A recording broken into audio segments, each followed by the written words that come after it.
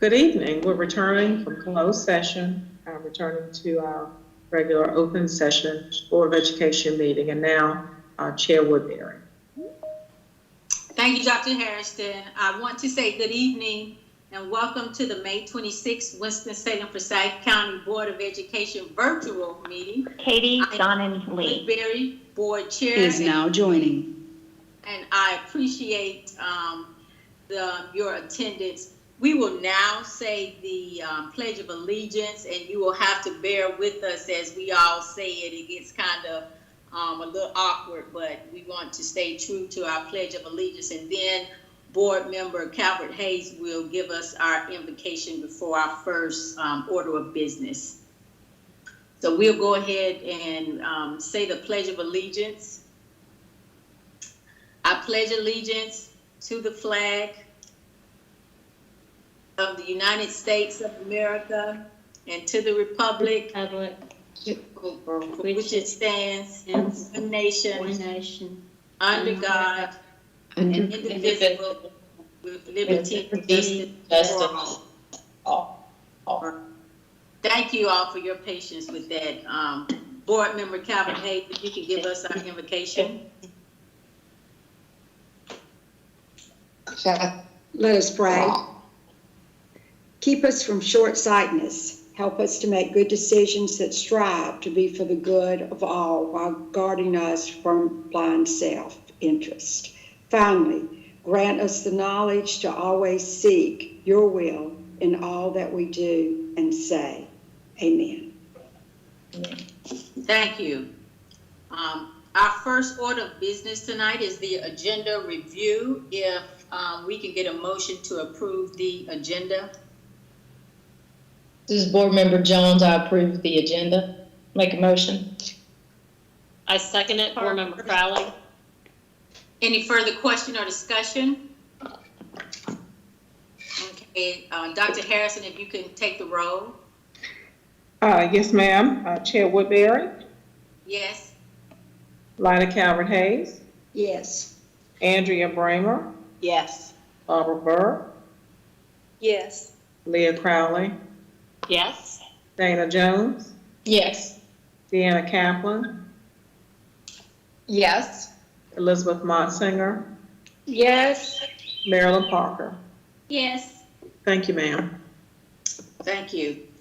Our next item is public comments on the agenda items, and I'll just make our general disclaim that this is the time that we will hear from the public regarding comments only on the agenda items. Please know that we reserve this time to hear comments only on the items that are on tonight's agenda, either for action or discussion. You should direct your comments to the chairperson, although Dr. Harrison will be sort of administering this process of our meeting. We ask that, as always, you be kind and respectful and make sure that your comments are appropriate and do not discuss any sensitive or private student or personnel matters. And as always, you will have 3 minutes only to speak, and if you need more time, we will definitely, through the district, get your concerns and convey those concerns to the board members or whomever appropriately at the district that can assist. So Dr. Harrison, can you start us with the first person with public comments? Yes, ma'am. Our first speaker this evening is Mrs. Lori Overman.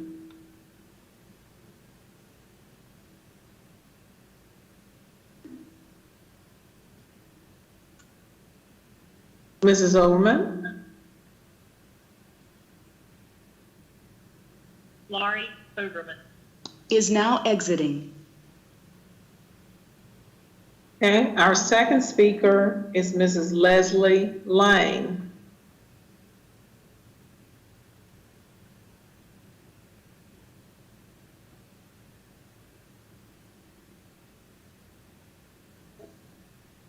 Mrs. Lang?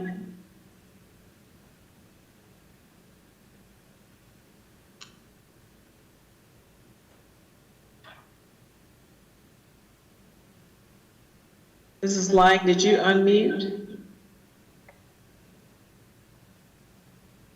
we'll come back as we did the last time, Chair Woodbury, try to reach out. Next speaker is Mr. Justin Lane.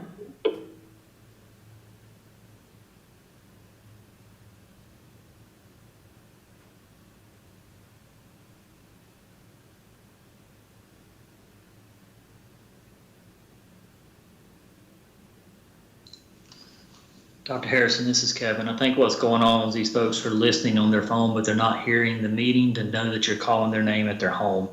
I think it's our issue. So should I proceed or? But they should be hearing the meeting on their phone as well. Just Lori just Overman. pause just for a Is now moment. joining. Okay, I heard Ms. Overman come back. Ms. Overman, can you hear us okay? I can. Can you hear me? Yes, ma'am. So you're up, Ms. Overman. Perfect. Thank you. Good evening, everyone. My name is Lori Overman, and I would like to thank the board for allowing me to speak tonight. I'm a parent of a high schooler at East Forsyth High School here in Kernersville. I'd also like to share real quick that my family has been in Kernersville for over 50 years. My husband graduated from East Forsyth in 1984. I had a niece and nephew graduate during the early 2000s. My daughter graduated in 2015, and now my son is graduating in 2020. And I'm here today to kind of talk about some of the issues and feelings that my son, myself, my family, and friends have expressed to Winston-Salem Forsyth County Schools over the past few weeks regarding the 2020 graduation plans. When the plans were announced, my biggest concern as a parent was for the proposed drive-through dates being set for only June the 15th through the 19th. As many of you know, that date would not accommodate many of the kids who had made alternate or made plans after the graduation date, which was originally June the 13th. In expressing my concerns, I had the opportunity to speak with Dr. Cato. Dr. Cato took the time, and I'm thankful for that time, to go through the process of how graduation plans were made. I have to honestly say that I was very shocked at how that process was chosen and how that went about. Dr. Cato stated to me that they had 4 representatives on that committee. Many of you know, we have 16 high schools in Forsyth County, and that was very disappointing to learn that such a large decision that affected upwards of 10,000 people was made with such few people. I was very angry, honestly, at that time to hear of a decision made with such a closed mind. And honestly, I understand that some of your board members were not even aware of the decision.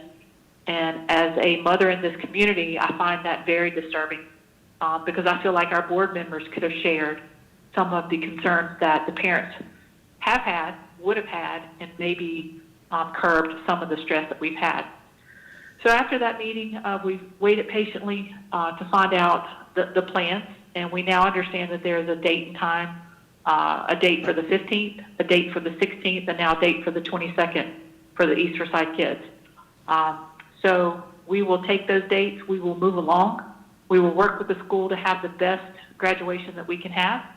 But I will be honest in saying that it was very disappointing to find out that no more of the community, students, parents were involved.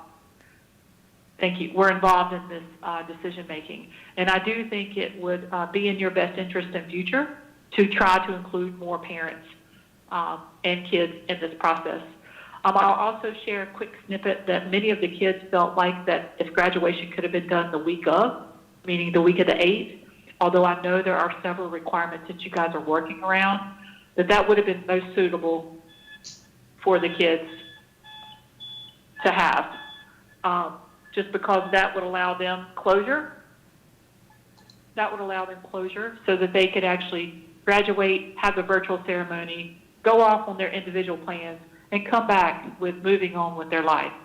So all in all, thank you for the alternate date on the 22nd. And again, we'll move forward here in Kernersville with the support of our local school. Thank you. Thank you. Now we have Sonia Smith, Miss Sonia Smith.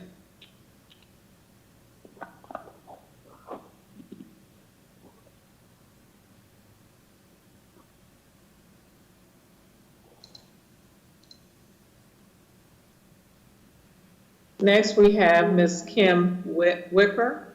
Ms. Kim Wicker.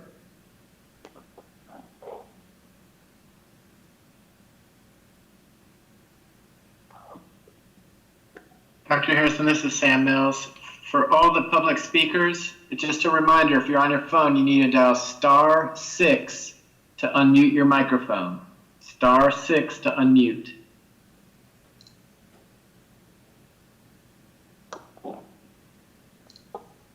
And Chair Woodbury, I'd like permission to come back at the end should some of our parents call in. Ms. Kaylee Wicker. Ms. Kaylee Wicker.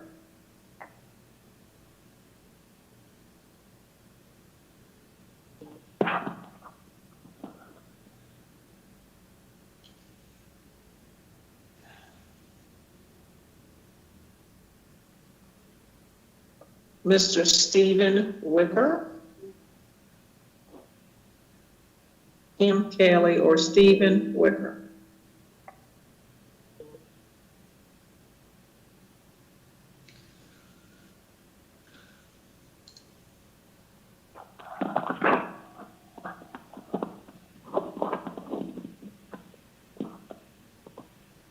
Mr. Alan Daniel.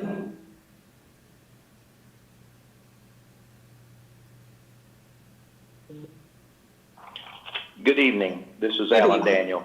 Good evening. Okay. I'd like to address several things, and basically I'm just going to ask questions and hope that members of the board will respond. Regarding the internal audit, my question is, how did we get over $8 million over budget and the board apparently be unaware of that? I watched the work session and it seemed a shock when the board saw the internal audit results. And wonder if there are board actions in place to assure that the books go to the auditor in time to go to the state by 10/31, which is when they're due, instead of April of the following year. Next is, how is it possible for the Capital Projects Fund to have had a fund balance deficit of $1.1 million? Apparently that money was spent out of general fund in order to dig that hole. And then my final question regarding the audit is, or the accounting, is what is Mr. Crutchfield's present role in the finance department? It's my understanding that he is working with the finance office. Regarding textbooks, is why, when we have so many financial issues currently going on in the district, was this brought to the board and to the county at the last possible moment, 2 days before the budget was to be presented to the commissioners? Board member Burke requested more time to study the reading and ELA part of that and was told that she could only have 1 day because on Thursday the budget had to go to the commissioners. And why are we getting so much online curriculum when we know that we have connectivity issues with the hotspots and cell service and spotty internet? Why not spend some of that money on more hard copy? I understand that the hard copy is more expensive, but it would seem the more hard copy we could have, the better. Regarding the land for Ashley, why is the board considering spending $200,000 for land when there's no funding for a school? 1 minute. According to past history, if a new Ashley is funded in a new bond after all the projects in the 2016 bond have been completed, it would be at least 2030 before there would be a new Ashley. A lot can change in 10 years. And why locate New Ashley 4/5 of a mile from New Brunson on land that is outside the current Ashley district in the current Cook district, when Cook district is so small already? And finally, comment about the work sessions. I've emailed the board about this. I would like to request that the board not conduct business at the end of the work session, just as the county commissioners do not conduct votes during their planning sessions. The work sessions run so long that few stay until the end. If action is taken on something discussed in the committee meetings, the public has no opportunity for input. Thank you very much. Appreciate your time. Thank you. Wendy Butcher. Mrs. Wendy Butcher. Yes, this is Wendy Butcher. I'm calling. I have a Walkertown High School senior. I want to thank y'all for your service. I respect the decisions that were made because we have such a large district, from 50 to 500 kids, 16 schools. I have a huge safety concern for some of these seniors mentally amongst the pandemic. I don't feel like there was enough put into the decisions that were made. I was on the call with Lionel Cato, vandalism. Not sure who will graduate the week of June 8th to be able to do something for these kids up until June the 13th. I'm also dittoing what the parent said earlier about input. There was only 4 parents out of a district of 16 schools that were represented. My daughter's also vice president on the student body. One of her friends is a president. She's actually a valedictorian, and no input was taken from that school. He said he heard of no conflicts because no one was pretty much asked. We learned that from our principal that they had to do what the district said. That we did find out there would be a makeup dress.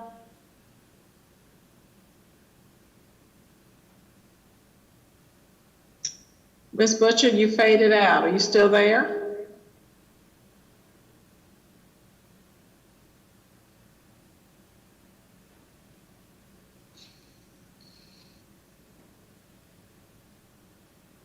Ms. Butcher, you faded out. Are you still there? Okay, we'll come back to Ms. Butcher if she calls back in to hear her comments. Kelly Easton.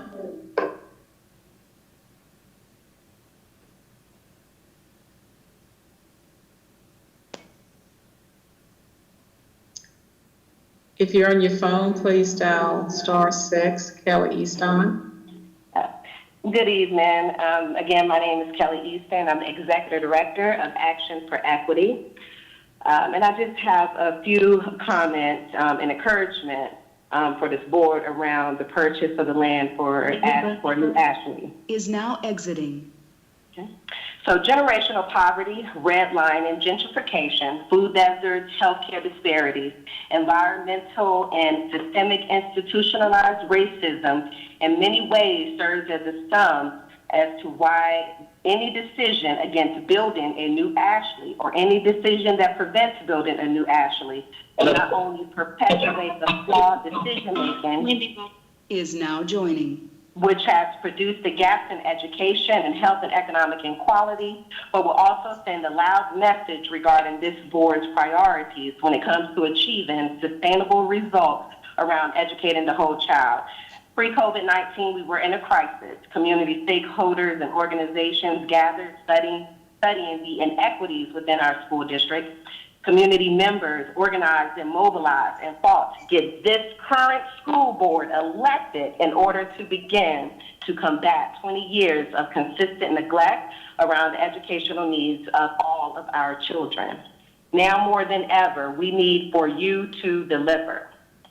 As a result of this pandemic, the disparities our students, your students, have not only been highlighted, emphasized, reported on, and served as the center of many community conversations, but these disparities are lived out through the lives of elementary, middle, and high school students. While we're here today fighting for the right decisions to be made, I'm fully aware of all the children at home experiencing life in many ways that many of us will be or just simply unable to imagine. While we desperately needed a new school in 2014, 2015, 2016, 2017, 2018 and 2019, the 1 minute. aftermath of this pandemic has placed a crisis on top of a crisis, which will produce adverse effects for many generations to come. Let's begin to mitigate those outcomes by making the right decisions today. Now more than ever, we do need for you to deliver. Deliver for the children and the families of the Ashley community in ways that this district has failed to deliver before. Purchase this land so we can begin to make system changes for the children with less privilege, for the children with less access, and for the children who are constantly being robbed of opportunity. It is my hope that we will be able to move forward. We need for you to deliver. Please take the first step, purchase the land, and then let's move on to build a new school. Thank you. Mr. Ghali Hassan. Mr. Ghali Hassan.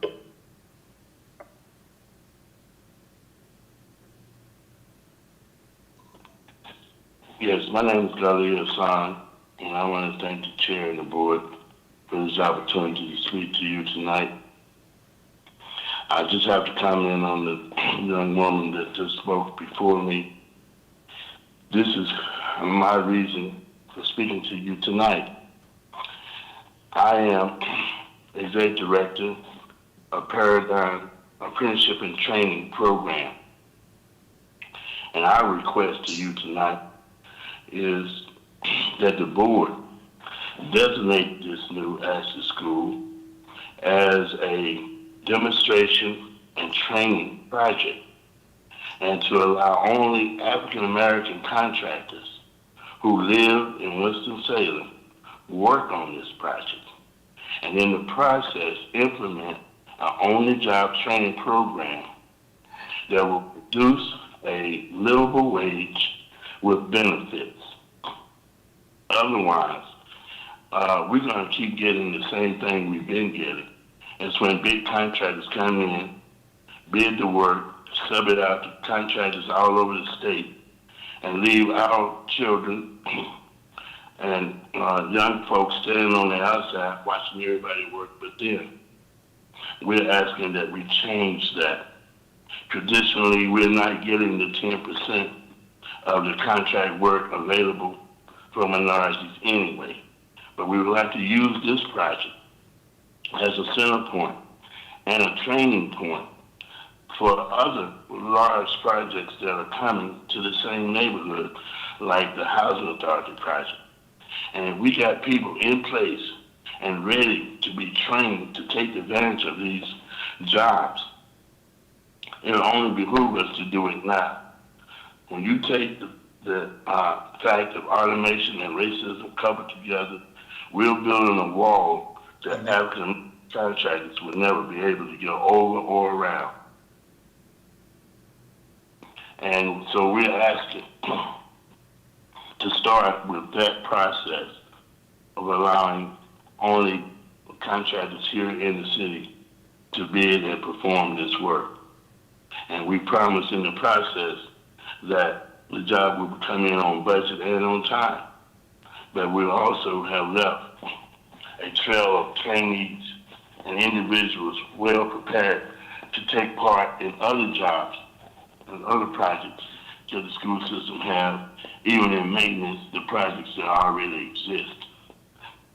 So if they would consider this, we could put people to work immediately, paying an average of $20 an hour to start. After the first year, we move to $30 an hour. And after 12 months, then we go to $40 an hour.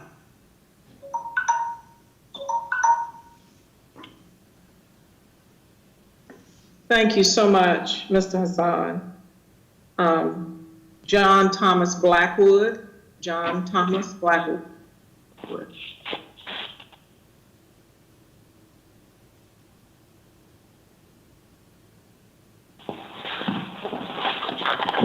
Hey there, again, my name is John Thomas Blackwood.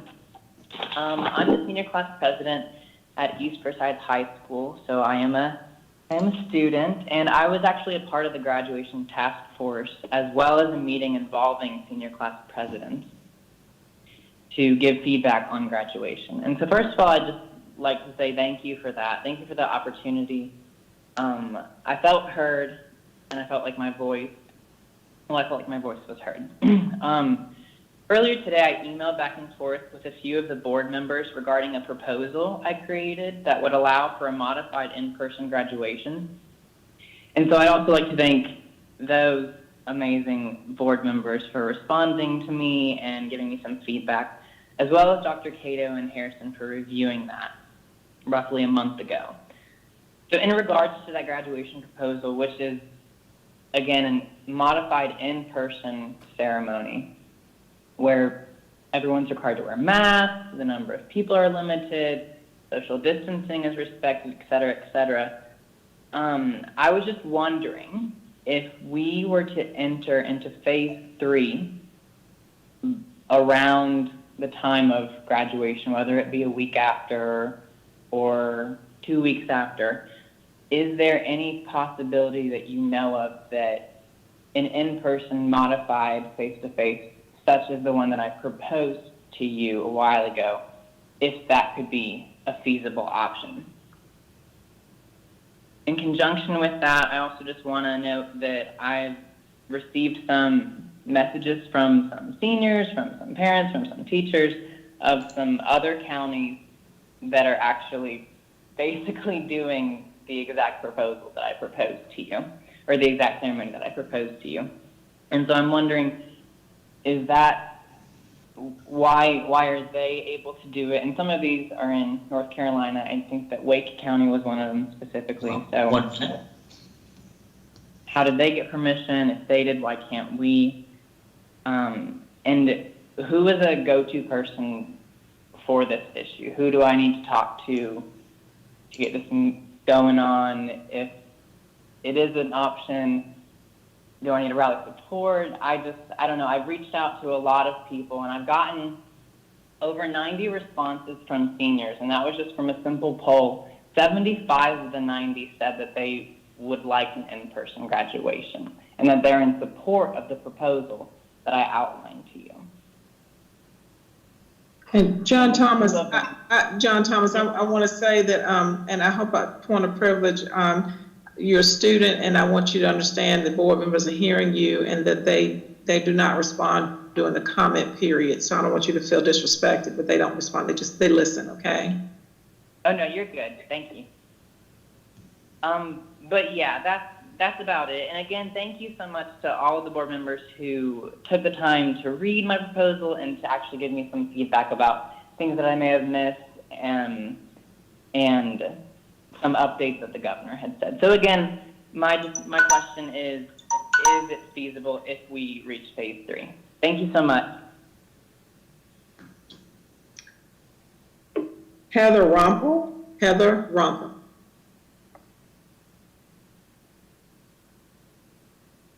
Hi, I'd like to thank the chair and the board for your hard work during this pandemic and your continued work to keep our students safe in the coming school year.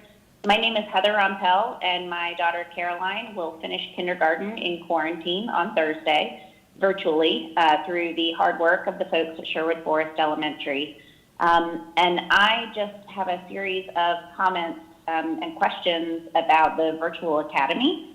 So as a working mom in a dual income family, I need to start planning for the 2021 school year because it's going to impact myself and my husband's work schedules. We have another child that we'll have to coordinate, and these are things that we will need to start working on now with our employers. So specifically in regards to Virtual Academy, I'd like to know when we will know what the 2020 school year will look like so we can decide what will work best for our family. And specifically, when will we find out if you'll try and take the students back physically on some kind of half or split schedule, if it will be some kind of half physical, half virtual, or if it will truly just be a virtual schedule. And so the reason I'm asking these questions is because we're considering registering Caroline in the Virtual Academy, but I had a few questions I didn't see in the FAQ. Specifically, if we sign up for Virtual Academy on June 1st, and then we decide that the numbers are down and it's safe enough for her to maybe do a physical option in the fall, are we able to drop her out of the virtual academy for her to start at Sherwood on the first day of school? And then the second question is, if we sign her up for the virtual academy and then school itself is virtual anyway next year, can we go ahead and disenroll her from virtual academy and transfer her back to do virtual school via Sherwood? The benefit of trying to do virtual school Is now exiting. at our residential school is that if we do find ourselves in a situation where we're having to share childcare within a small pod of families that are all following the same social distancing guidelines, the children could possibly work together on assignments. And when I read the information about Virtual Academy, I can't wait to hear more about it. I think it sounds really great. But I would be shocked if only 300 children in the district were going to try and register for that option in the fall. So I'm also curious what your plans are to expand that program so that we can make sure Is now joining. the kids all have a safe experience. Thank you again so very much. This was not the kindergarten year we had planned, but it has gone great. We're looking forward to summer break. Homeschool kindergarten is not really what I had signed up for, but thank you all so much for your hard work. Thank you. Katie Sonnen-Lee.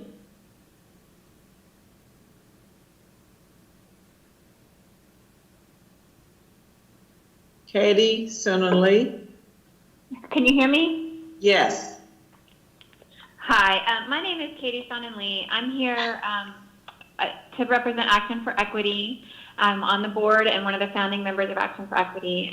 Kelly Easton said a lot of great things. I want to echo what she said, but I also wanted to emphasize that, you know, as you're looking at whether to build or whether to buy the land for Ashley to build on, we need to look at the community and how important it is to provide health and safety for children. And we know that that community where Ashley is located could really use a school that is new, that is safe for children. The current school is not safe. There is mold there, has been mold there for years. The federal government is investigating that situation right now. And this is one step on a path towards justice and safety and health for the students in that community. And we've also learned, if we've learned anything during this COVID crisis, it's how important schools are to the fabric of a community. They're not just academics. You know, they're really part of what binds our community together. They're food. It's childcare so people can go to work. It's family support. You know, when I go pick up lunch for my kids, I see on Friday afternoons the backpack program is out there as well, handing out food for folks that need it to get through the weekend. It's transportation. It's a vital employer for our community. And so investing in Ashley and in the community that it serves is an important step in this process of reaching justice for students here in Winston-Salem County schools. Frankly, Black and brown students who have often been neglected and not paid attention to by the system. So this is a really important step down a long road towards reaching justice for the students at Ashley, current and past and future. And I hope that you will move to buy the land. Also, I'm wearing my parent hat now, I'm Act for Equity hat. I also wanted to encourage you all to think about providing technology like the Chromebooks. Participant is now joining. Providing technology like the Chromebooks and the Wi-Fi for students over the summer. I think, you know, we're all concerned about summer slide. Is now exiting. Spring slide. We're concerned about spring slide now, frankly, with all this trying to do this all from home. But having students still have access to things like iReady and all the other e-learning projects and programs that we can use would be really great. So I hope you'll consider that at least for certain students, if not all students, but those students who might need extra help could really benefit from that. Thank you. Thank you. Eunice Campbell. Eunice Campbell.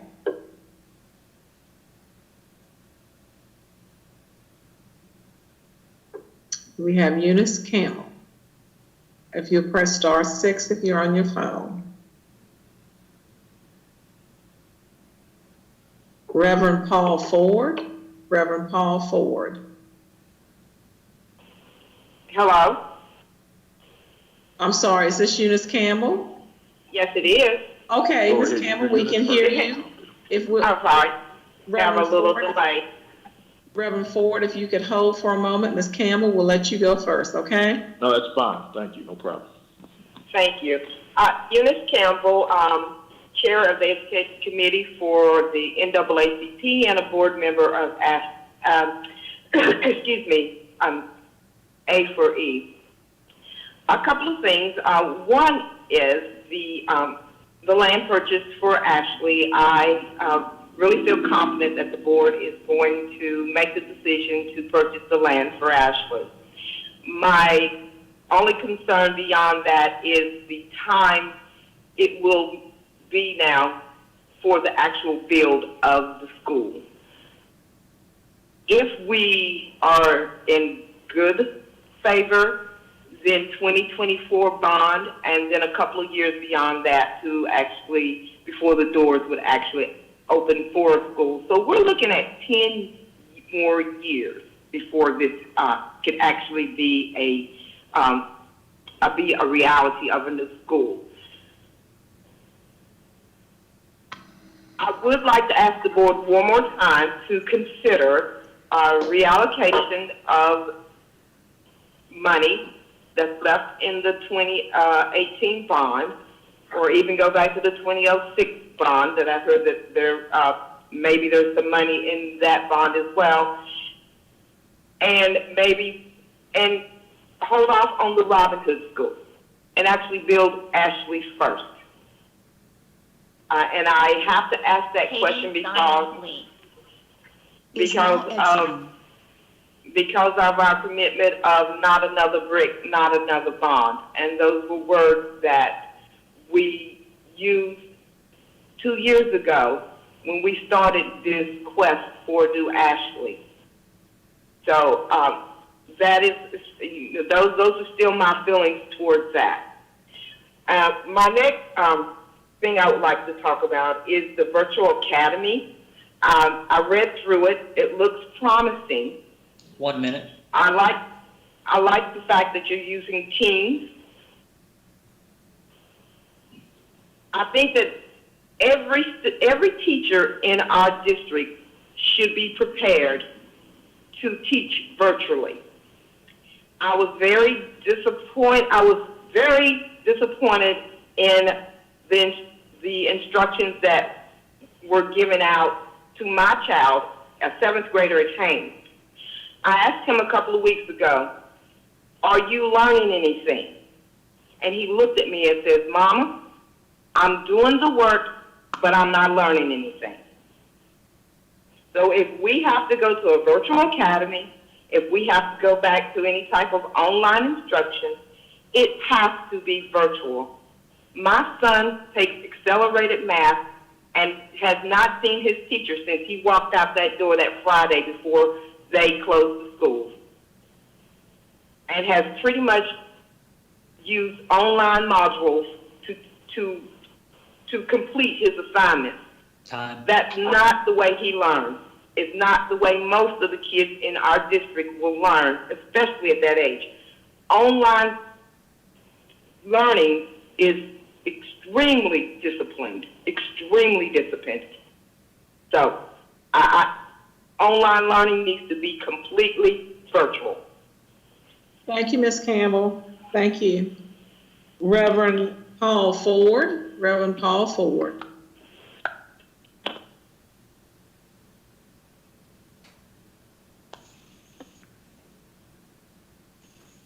Hello? Can you all hear me? We hear you, Reverend Ford. We hear you. Thank you.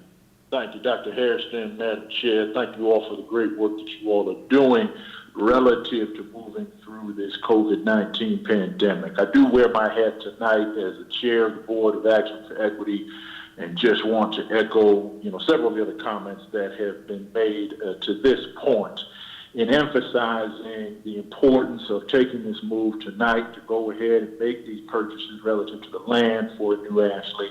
And then also to recognize that there is going to have to be a real diligent effort in maintaining maintaining Ashley School, a new Ashley School, and the building of a new Ashley School as a priority in spite of the economic fallout that this board and the county is going to be dealing with, and in spite of the other challenges, some of which are peculiar to this time. The reality is we're not going to sit around and wait 10 years to see a new Ashley School built. And so whether it is about becoming creative and looking at reallocation of prior money that has been committed in previous bonds, as was mentioned earlier, whether it is playing a more active role relative to advocacy on the state level, to work in coordination with some of our state representatives local to here who are working to try to find state money for a new school. There is not one other school that should be built, stadium built, renovations done, any of that before a new school is built for Ashley. And, you know, Action for Equity came out of Action for Ashley. These are our roots. This is a project that still remains at the forefront of our concerns because of what that represents in terms of equity for our children over in East Winston. So we've got to maintain focused on that. This needs to be the first step, but not a step that is taken and then we sit for a long time trying to find the easy route to find the money. We need to go ahead and get that money, get that school built as quickly as possible. Thank you all. Thank you. And I'd like to go back and see if Leslie or Justin Lang joined the conference. Heather Rumpel is now exiting. Did Kim, Kaylee, or Stephen Eunice Campbell is now exiting. Okay. Did Kim, Kaylee, or Stephen Wicker join? Did Wendy Butcher rejoin? Chair Woodbury, that concludes our public comment period. Harrison, I think Wendy is coming live there now. Oh, Wendy? Yes, I got disconnected like 3 times at the end of my call. Okay. I didn't finish. I want to finish my statement really quick. Well, we apologize and we can hear you, so please proceed. Yes, you probably heard some of what I said. I was involved in the update on how the choices were made with graduation. I, too, am a little disappointed, but I'm also understandable. I'm no stranger to COVID. I work in the ICU at Baptist Hospital, so I understand all the precautions. I really have a big safety concern for a lot of these seniors. Mentally, you know, this is a big deal. Our neighboring county, Stokes, done a phenomenal job with their seniors. They're ongoing. They've taken 10 minutes a student, no more. They've brought them into their school. They've let them walk the halls one last time. They've let them walk across the stage with 5 of their family members and the student, and no more than 4 of their administrative people, and presented their diploma. It's been a very intimate situation. Everybody that I've talked to that's experienced it has enjoyed it. I know that you may not have enough time for some of these larger schools, but I think if somebody put forth a little effort, they probably could. Walkertown's 153 kids. They were not represented, in my personal opinion, as far as what happens. We were just told, what's been passed along to us from the principal is we have to follow the district rules. Well, you know, there's not cookie cutter for every little thing, and I think, you know, the seniors deserve more than that. I think drive by, get out, pick up your diploma, nobody's allowed, it's got to be outdoors. We had a big, you know, most of the message that we heard was about law enforcement and vandalism. But is now it's just exiting. very, you know, it's just disheartening that we couldn't do something a little bit better and be doing it now versus after the fact when a lot of these kids have plans. I just think that it should be strongly reconsidered as to what these schools are allowed to do. I just think it needs to be something a little bit different than what we've offered, and it can be done in a social distancing manner, and it can be done more intimate. Let the students walk the hall one last time, get their diploma. I don't know what they're going to do if it rains. I don't know what the modified makeup day means. 1 minute. The gentleman told us that it was going to be the same. The principal said it would be modified. I don't know what that means. I don't know what to expect. I know that Stokes County has smaller schools, but I know they've done an excellent job honoring their seniors.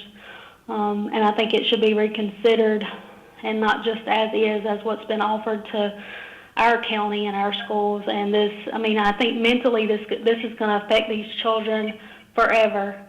And I think we can do something for closure. I think it's something that should be looked at very strongly. And I think that's pretty much all I had to say. Thank you, ma'am. Chair Warrior, that concludes our public comment section. Thank you, Dr. Harrison. Our next agenda item is discussion items.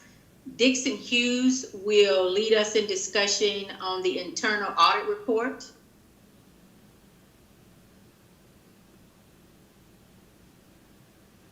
Unknown participant is now exiting.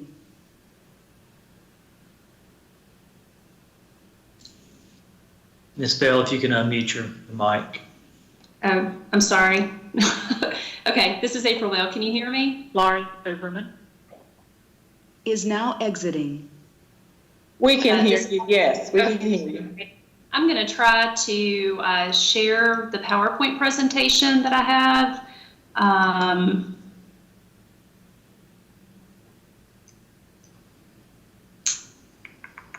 Let's see if this works. Can you see the PowerPoint presentation? Yes, ma'am. Okay, all right. I'm just going to walk through the PowerPoint presentation. So my name is April Bell, and I'm an audit partner with Dixon Hughes Goodman. I sit in the Winston-Salem office, and I am the managing partner of the Winston-Salem office. We had the opportunity, Tyler Beatty, who is a senior manager with us and alongside me serves Winston-Salem Forsyth County Schools, had the opportunity to present the presentation or this presentation at the work session several weeks ago, and we appreciate the opportunity to spend some time with the Board of Education tonight to present the information. So before I get started, I just want to thank Dr. Harrison and Andrea and the entire finance team for their help getting through the audit and finishing it. We did submit the audit report to the state of North Carolina last month. They approved the report, and it has been issued and updated or uploaded to the Federal Audit Clearinghouse. So the audit for the year ending June 30, 2019 is complete. So what I want to do tonight is just walk you through the deliverables is now joining. In connection with the audit. I'm going to review the results of the audit. We're going to talk about the other deliverable in addition to the financial statements, which is the communication to the board. We're going to go through some financial highlights and then also review the results of the compliance audit. So included in the financial statements is our independent auditor's report. And this is the report that indicates if the financial statements were issued in accordance with generally accepted accounting principles. And this is important because it's important that the reader of the financial statements know if everything was properly stated in the financial statements and if your results are comparable to other LEAs across the state of North Carolina. I am pleased to tell you that you did have what we call an unmodified opinion, which is exactly what you would want and what we would expect. Which means that your financial statements were stated in accordance with generally accepted accounting principles. Also, in addition to the financial statements that were issued at the conclusion of the audit was a letter to the Board of Education, which is what we call the Audit Committee letter. There are certain items that are included in this letter, and they're communicated to you as the Board of Education because you are responsible for the audit. So included in this letter, we talk about significant estimates or sensitive note disclosures in the financial statements. Some significant estimates that are included in your financial statements include the depreciable lives of your fixed assets, as well as your pension and OPEB liabilities. Also included in this letter would have been any reportings of difficulties dealing with management or disagreements or difficulties in connection with the audit. And we had none of those issues outside of just the difficulty in completing the audit that was referenced in this letter. Also included in this letter would be reference to any uncorrected misstatements in the financial statements. There was one uncorrected misstatement related to census data that was provided to the actuary for fiscal year 18, and that's reported in this letter. And then finally, we make reference to the management's representation letter, which is included or attached to this letter, and that's there for your reference so that you can be aware of management's representations to us in connection with the audit. All right, I'm going to roll into financial highlights, and I would just ask the board if you have any questions. Feel free to jump in at any time. I can't see the screen, so I can't see if you have any questions, but if you can just stop me if you have questions. Can you all see the slide that I'm presenting now, which is the information related to revenues? We only see the cover page. All right, now, sorry. Okay, now can you see the revenues slide now? We see a title, Financial Highlights. Okay. I guess one more slide down.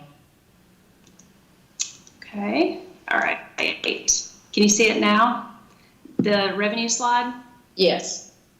Okay, perfect. Okay, all right, so this slide provides some information related to the sources of your financial funding during the fiscal year ending 6/30/19. And as you can see here, the green bar represents the money that you receive from the state public school fund, and you can see that this is where the biggest part of your monies come from. The orange bar represents the monies that come from the general and special revenue funds, and general fund is primarily your local monies that you receive from the county. And then finally, the purple bar represents the money that you receive from the federal government. And so you can see that the funding across the board was fairly stable for the last 3 years. In fact, the state fund is the fund that had the most significant amount of increase, but that increase was really related primarily to salaries and benefits. There was a small decrease in your federal funding, and that really related to a decrease in funding for Title I that you have this year. All right. This next slide shows how you use the monies that you receive from the local, federal, and state governments. And you can see here that this green bar represents expenditures for instructional type services.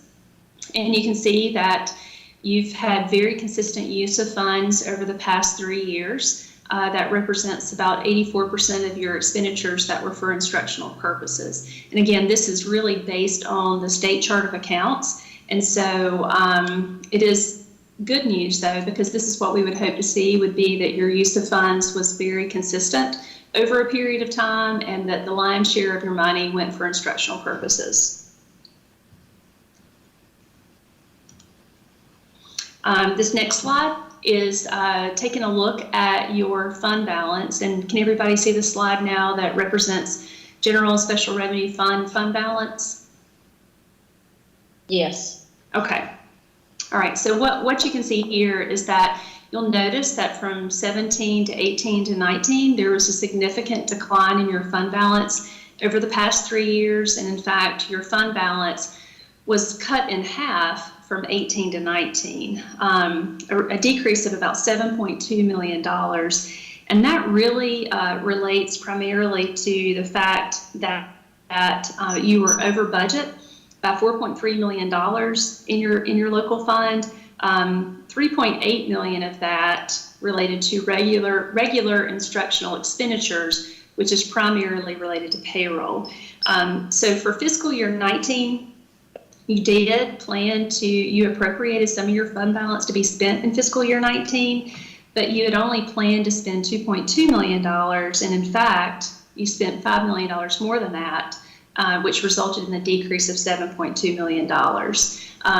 What's important about this slide is that doesn't put you in a great position going into fiscal year 20, the year that you're finishing right now, and then into fiscal year 21 as well.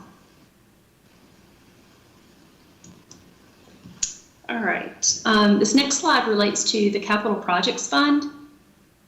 And you can see here that you didn't have any cash in this fund going from 18 to 19. And in fact, you ended this fund in a deficit position in fund balance of $1.5 million. And that relates to the fact that you only had $3,000 of fund balance in this fund at the end of 18, and your expenditures exceeded your revenues by $1.4 million in fiscal year 19, which resulted in a deficit in the Capital Projects Fund. Okay, this next chart relates. April, can you mind? Oh, this is Board Member Kaplan. Can you show the slide before that? I just have a quick question before you move on. You mentioned that we're in a good position going forward with this. What did you mean by that specifically? Not in a good position. That your balance is a low position. Yeah. Okay, I misunderstood. Yeah. Thank you. Yeah. Yeah. All right. So the School Food Service Fund, lots of information here. Some of the most important information that's on this slide, though, relates to the fact that you've been able to maintain a very consistent balance in your cash and investments in this fund, and your net asset balance has also been consistent for the past couple years. Really most noteworthy is that you've been able to be maintaining fairly level profits in this fund for the last 3 years. And so just consistency is kind of the name of the game with this fund. And I can tell you that really is an accomplishment. We've seen school food service funds struggle over the past couple of years across the state. I would imagine for fiscal year 20, there may be some challenges in this fund, and you may need to look to some of the CARES Act funding to help supplement the school food service fund. All right, are there any questions about the financial information that I reviewed before we roll into the compliance audit? Okay, so before I talk, I'm sorry, go ahead. I'm sorry, this is Board Member Kaplan. I do have some questions, sir, it all until the end. Thank you. Perfect, okay. All right, so the compliance audit is really made up of 3 different reports. They're at the back of the financial statements. They start on page 67 of the financial statements. So there's the first report is what we call the Yellow Book report, which is the report on government auditing standards, and really speaks to your internal controls around financial reporting. The second report is your compliance with major federal program requirements, as well as controls around that compliance. And then the third report is the compliance with major state programs, as well as the controls over compliance with those state programs. So I'll just share with you the results of the compliance audit. So as it relates to the Yellow Book report, we did have 5 different findings related to government auditing standards. The first relates to internal controls over financial reporting. We did find that there were several accounts that were not reconciled throughout the year, and our recommendation would be that you implement processes and procedures to ensure that accounts are properly reconciled throughout the year. The second finding related to manual journal entries, and so we found during the audit that there were manual journal entries posted without proper approval throughout the year, and in some cases without documentation to support the manual adjusting entry that was booked. The third finding related to budget violations, and so North Carolina state statutes do require that there be budget available that's approved by the Board of Education prior to entering into expenditures, and we did find, as reported in the financial statements, several line items with budget violations where actual expenditures exceeded the expenditures that were budgeted by the Board of Education. We did find that there was a deficit in the capital outlay fund balance, as I spoke to earlier. And so you're not allowed by North Carolina general statutes to maintain an account or a fund in a deficit position. And your capital outlay fund balance was in a deficit position at June 30, 2019. And then finally, we had a finding related to timely filing of the data collection form.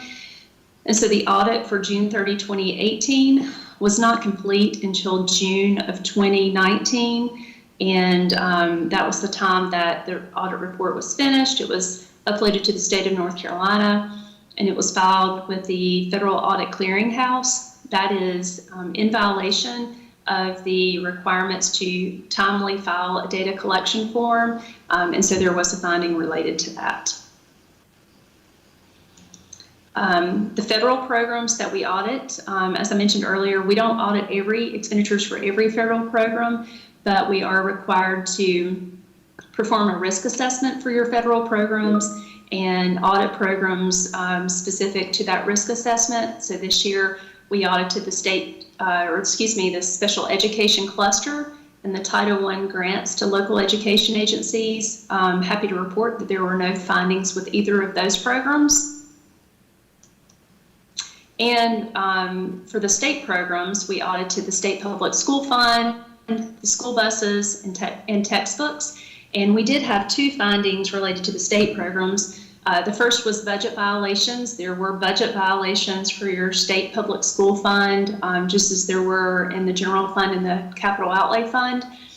And then also we had a finding related to the salary exception report. And so the state provides information related to salary exceptions in a periodic basis, and we found that those salary exceptions had not been cleared or adjusted by the finance department. And so our recommendation is that somebody review those salary exception reports and clear those salary exceptions in a timely manner so that you can ensure that your employees are being paid properly and the expenditures are being accounted for properly.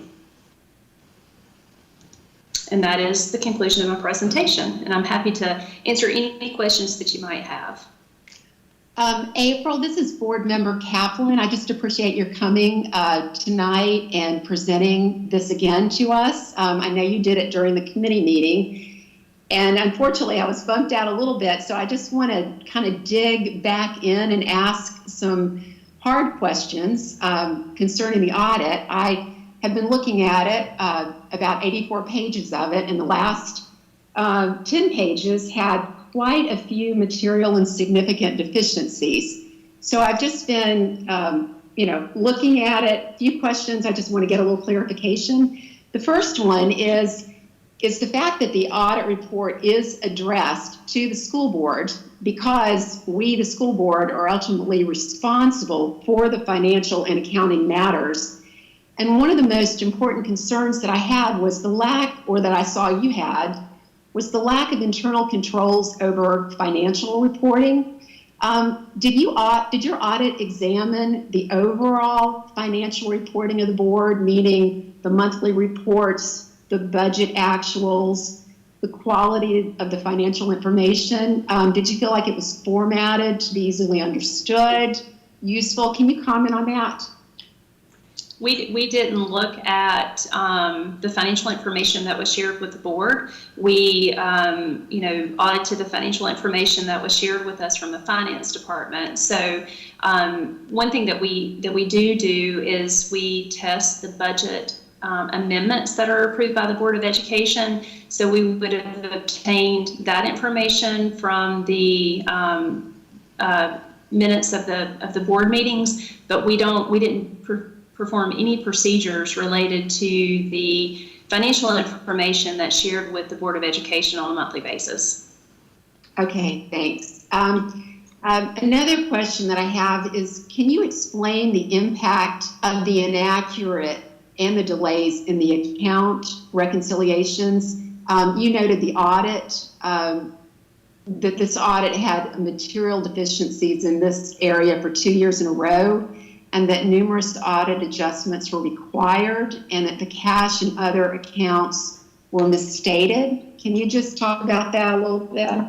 Yeah, it is, while it's important and critical that the finance department monitor, budget expenditures and actual expenditures. So when you think about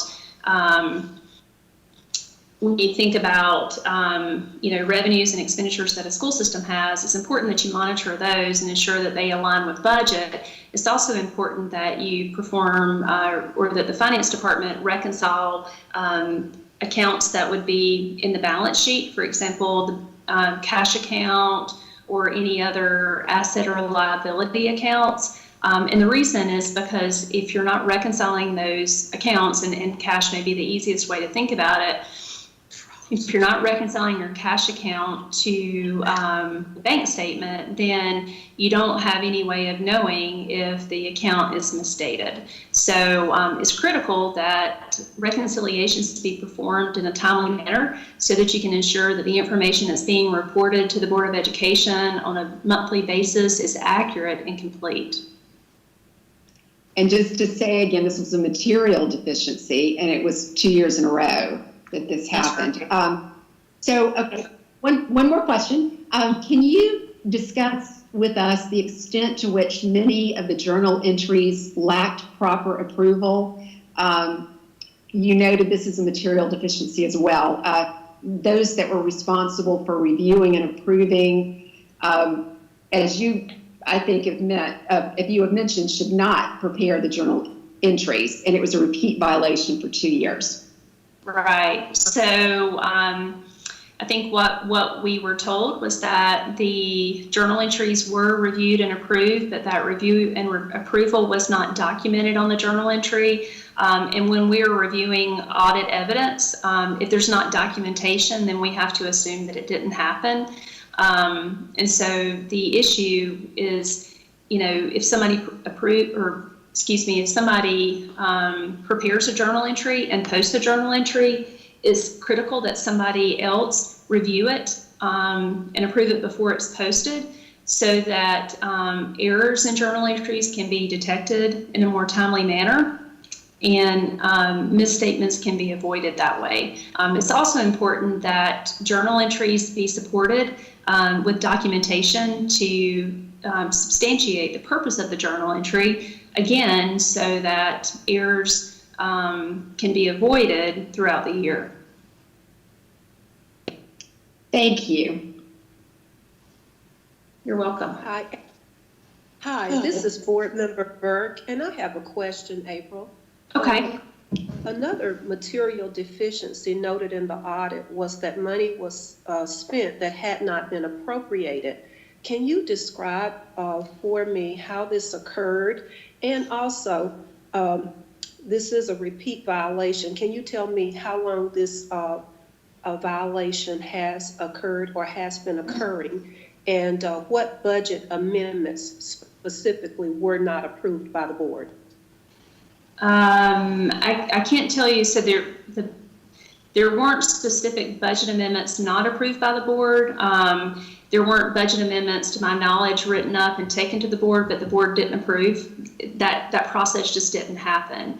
And I'm not sure that I have the information in front of me to tell you how long this has been an issue and a finding.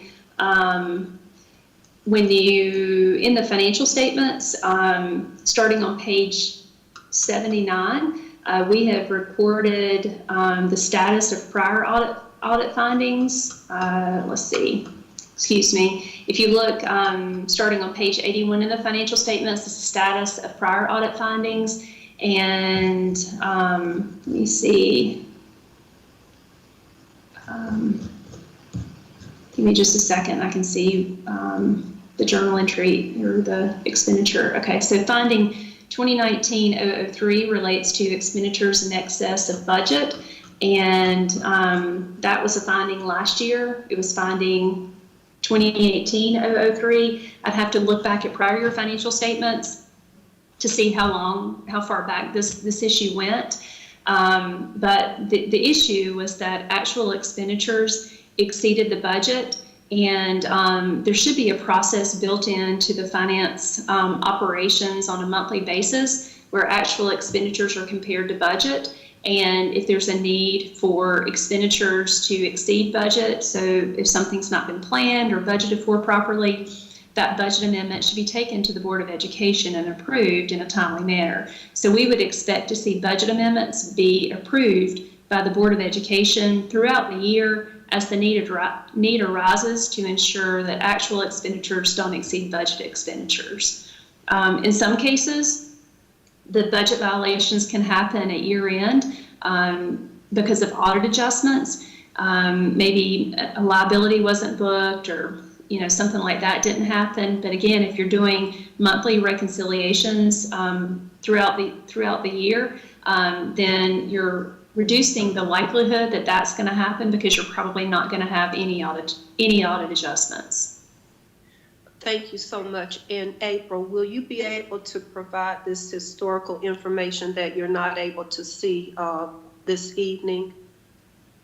Sure. Yeah, we could go back and see how long. Yeah, that information is available. And in fact, it's probably on your website in the financial statements that are saved on the website. But we can pull that information as well. Thank you so much. Mm-hmm. So April, this is Board Member Jones. I just had a couple.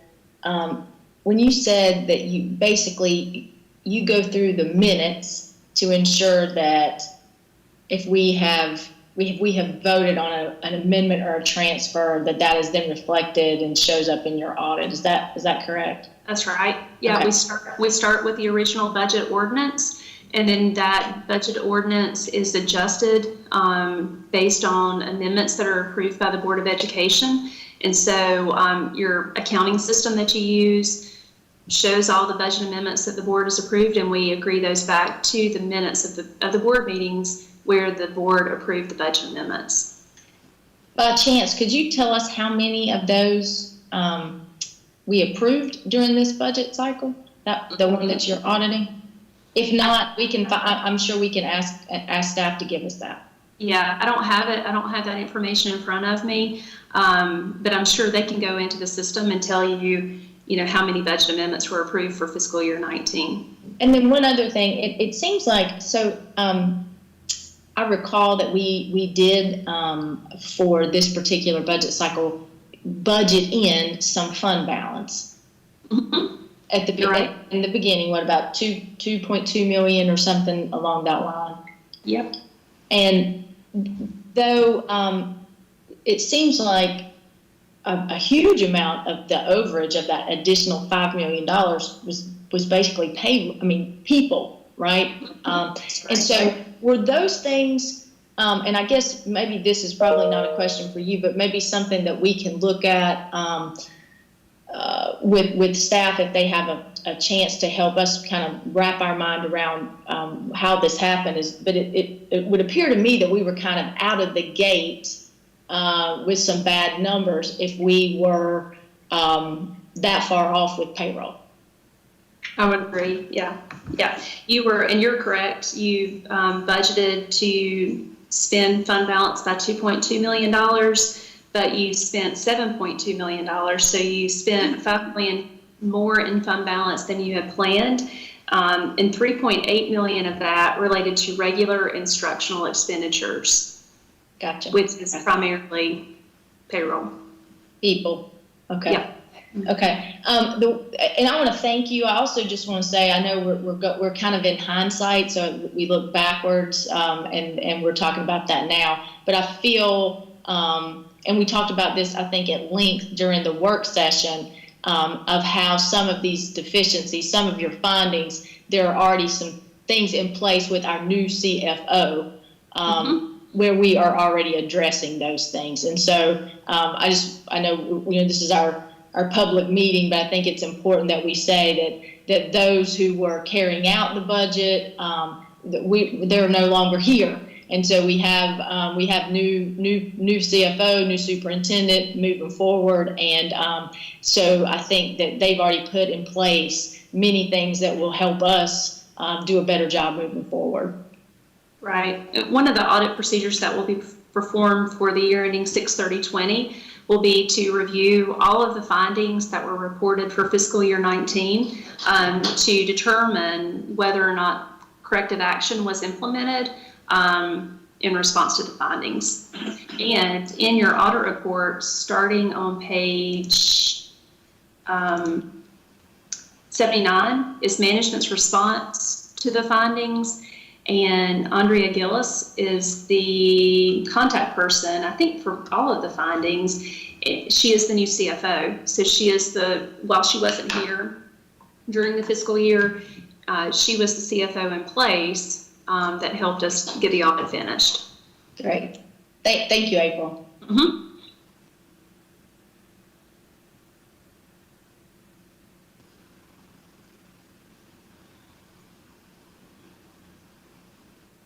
Any more questions? Chair Woodbury, that concludes our report. Yes, thank you. I appreciate you, Ms. Bell. And yes, we're going to get some information by Board Member Burke. And I'm not sure if there was some additional information that Board Member Kaplan asked for. She may want to speak to that just to make sure that you know what our ask is to kind of help us move forward. Sure, absolutely. Just let us know what you need. And Andrea absolutely knows how to get in touch with us. So just let us know if there's anything we can do to help. Thank you. We appreciate all you've done. Yes, thank you. All right. Thank you. Bye-bye. Bye. Before we move to the next discussion item, I would just like to say that I think Board Member Jones, raised some great questions about, our board looking at some of the past board meetings to reconcile the amendments. And I think as a board member, I would, like for the current maybe financial committee to, kind of do some investigations to kind of help us to understand, what happened in the 2019 cycle. And it's not to belabor, but just so that we know, some specific things that I think Board Member Burke and Board Member Kaplan have asked, and maybe, the financial committee can work with Ms. Gillis to provide some specific examples. And that's just my 2 cents, I guess, worth as it relates to moving forward. But we'll move to the next discussion item, which is Ms. Gillis will discuss the driver's education vehicle purchase. Good evening, Chair Woodbury, Board Members, Dr. Harrison. I'm going to share my screen.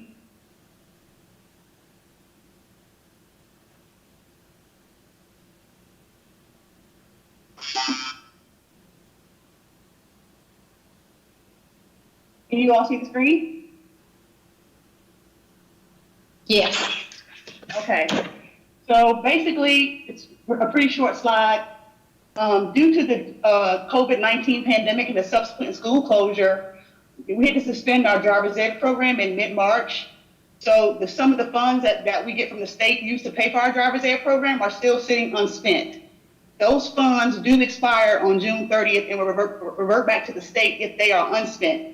So in order for us not to revert those funds, we're asking the board to approve a purchase of 13 vehicles for the driver ed program at a cost of about $333,000. And these vehicles will be used to enhance our driver's ed instruction next year, and also to allow for social distancing for driver education students. Are there any questions about the purchase? Yeah, this is Elizabeth. Mm-hmm. Is it are those cars hybrids or electric cars, and or is it possible to purchase hybrids or electric cars? At this point, we were hard pressed to find a vendor who had vehicles. Due to COVID-19, a lot of the manufacturers across the nation have shut down manufacturing cars. So we actually piggybacked off of a Wake County bid for these cars, and we pretty much had to buy whatever they had in stock. We have to get these cars purchased and also get them in our hands and cut the check by June 30th before the funds will revert back. So we really were stuck as to what we could do with the funds. And we were limited on what kind of vehicle we could get. Okay. Thank you. Andrea, this is Board Member Jones. Could you tell us what are the 13 vehicles? What are we purchasing? We're purchasing 13 2020 Chevy Impalas. Okay. And so I just want to comment on the, quick, you guys identifying that we have some of those funds left, and then knowing the social distancing and kind of the new way of doing school and driver's ed and all those kinds of things, that I'm sure these 13 vehicles will be needed to accommodate all of our students that go through the driver's ed process. So I appreciate you guys moving quickly on this. Kelly Easton is now exiting. Are there any other questions on the driver's ed purchases? No, this is Lyda. I think that we certainly, rather than for the money to divert back to the state, we certainly need to get the vehicles that we need at the appropriate time, and go ahead and get that going as soon as we can. And thanks for bringing that to us. No problem. If there aren't any other questions, I'll look at the next agenda item, which is CTE purchases.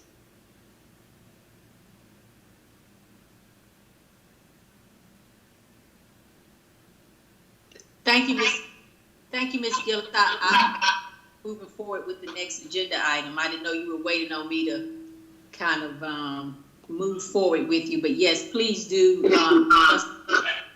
computers and equipment.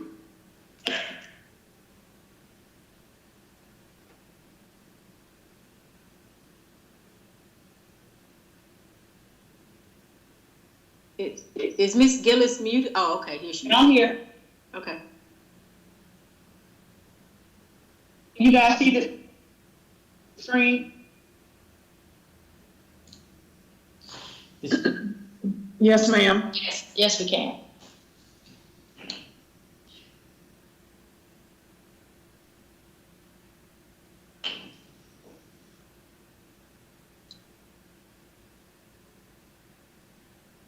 So it's kind of the same situation for CTE purchases as it is for driver's ed. Because we had the COVID-19 pandemic and subsequent school closure, many of our expenditures for the CTE program are not able to materialize. We do get CTE funds from the state as well as from the federal government. Those funds were intended to be used for teacher conferences in the summer, training, student competitions, substitute pay, supplies and materials for CTE courses that the kids would use in the classroom. And because we were e-learning, a lot of those materials weren't purchased and those expenditures did not materialize. So as of now, we do have some federal and state funds that remained unspent. Those funds also expire on June 30th, 2020 and will revert back if we don't spend the funds. So we are proposing to purchase computers and equipment to enhance the CTE program. Right now, we would like to purchase, do a refresh of our CTE labs. We want to buy 600 laptops to refresh CTE labs that are in our middle and high schools. These laptops are end of life, and the cost for that will be approximately $429,000. In addition, we would like to refresh our teacher laptops for CTE teachers. We want to purchase about 230 laptops for our CTE teachers. Those laptops they currently have are also at end of life, and the cost for that will be approximately $165,000. Also, we want to purchase some virtual reality carts for our middle and high schools, about 10 carts at a cost of $195,000. Then also we want to do a refresh on our printers for the CTE labs and classrooms, 100 printers at a cost of approximately $110,000. Does anyone have any questions about the CTE purchases?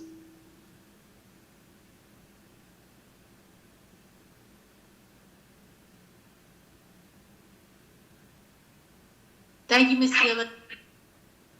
All right, if there are no other questions, I think that is it for my presentation. Okay, next we have Dr. Harrison and Dr. Pratt that will discuss the virtual school update. Thank you, Chair Woodbury. As we discussed, couple of weeks ago, we realized that we must expand opportunities for parents and students as we transition to the fall of the year, somewhat due to COVID, but somewhat due to a need to expand our offerings to our community. So we have a presentation this evening on the Virtual Academy from Dr. Pratt, and we've spoken to principals, and following the presentation tonight, we will begin hosting webinars with teachers and parents to answer questions as we move forward. So I'll turn it over to Dr. Pratt. Chair Woodbury, school board members, and Dr. Harrison, good evening. We would like to share some updates on the new virtual academy that would start next school year. The virtual academy will allow flexibility and choice for the families of Forsyth County. In this presentation tonight, we will share the vision and mission of the academy, the instructional design, and provide a technology update. We would like to start with a video presentation, which will provide an overview of a virtual program. After the video, Dr. Scales, the principal, will share the mission and vision of our virtual academy. So I teach first grade. I begin my class by singing. I sing a welcome song every morning so the students have their 10-15 seconds to get their headsets on and to really get ready to start class. We use Blackwood Collaborate as our mode for having our classes. It's basically, I usually describe it as Microsoft Paint meets Skype meets any other interactive thing.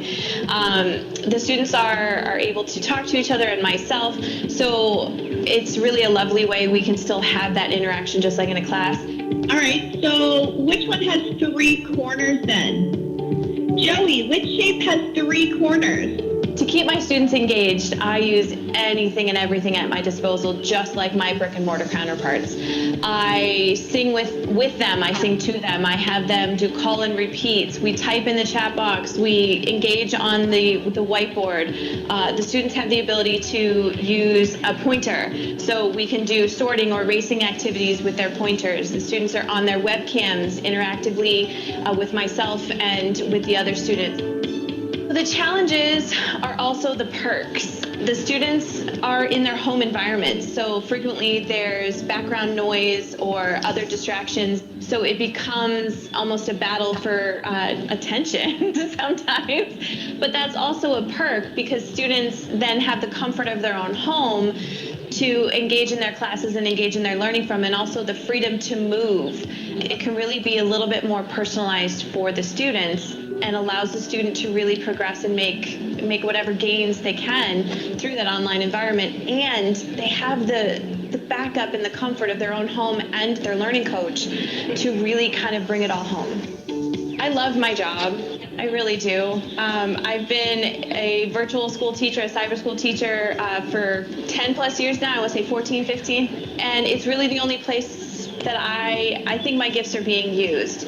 I think it's a very valuable way to educate, and I feel the students benefit immensely from this mode of education.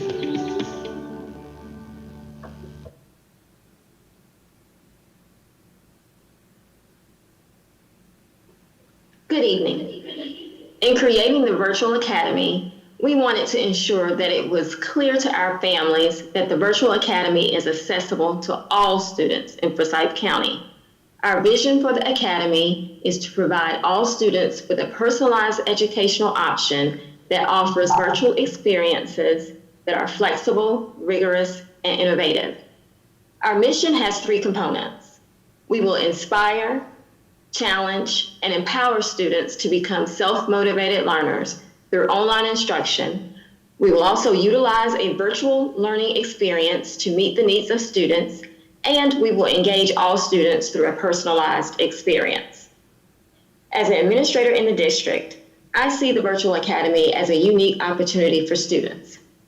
While we certainly are grateful for the way teachers, students, and families have adapted to our new learning environment, we recognize that there is room for us to grow. Thus far, students have been exposed to online assignments and activities which have reflected somewhat rote linear interactions. For example, the teacher assigns an activity, the students will complete the activity, the teacher will grade the activity, and then the activity is complete with some follow-up. In the virtual academy, the experience will be different and more dynamic. In the virtual academy, teachers will deliver direct instruction, i.e. face-to-face virtual instruction to students via Microsoft Teams, utilizing the whiteboard and other tools in order to engage students in real time. Teachers will be able to answer questions, give additional explanations, give feedback, and model examples for students. In this way, the virtual academy experience is designed to be personalized, flexible, interactive instruction where students are able to engage and thrive within the virtual environment. Next, we will have David Delayed, our K-12 Science Director, who will speak about the instructional model. Thank you, Dr. Scales, and good evening. The teaching model that we chose for the virtual academy is a competency-based instructional model. We wanted a model that is different from our current remote learning plan and one model that provides student mastery and collaboration. This model aligns with our teaching and learning instructional framework and will provide a deeper dive into state standards through personalized learning. Our teachers will lead instruction synchronously face-to-face through Microsoft Teams using our local curriculum materials. This approach will help our students move from non-mastery to mastery. To enhance our virtual instruction and promote collaboration, our current digital resources like Discovery Education, Explore Learning, our iStation iReady, and our new K-12 digital math and ELA textbook will be used. Our current model of Ingenuity resources will also be used, but with teacher-made materials to create a true collaborative learning environment for the students. Next, Kevin Sherrill will provide the Virtual Academy Technology Update.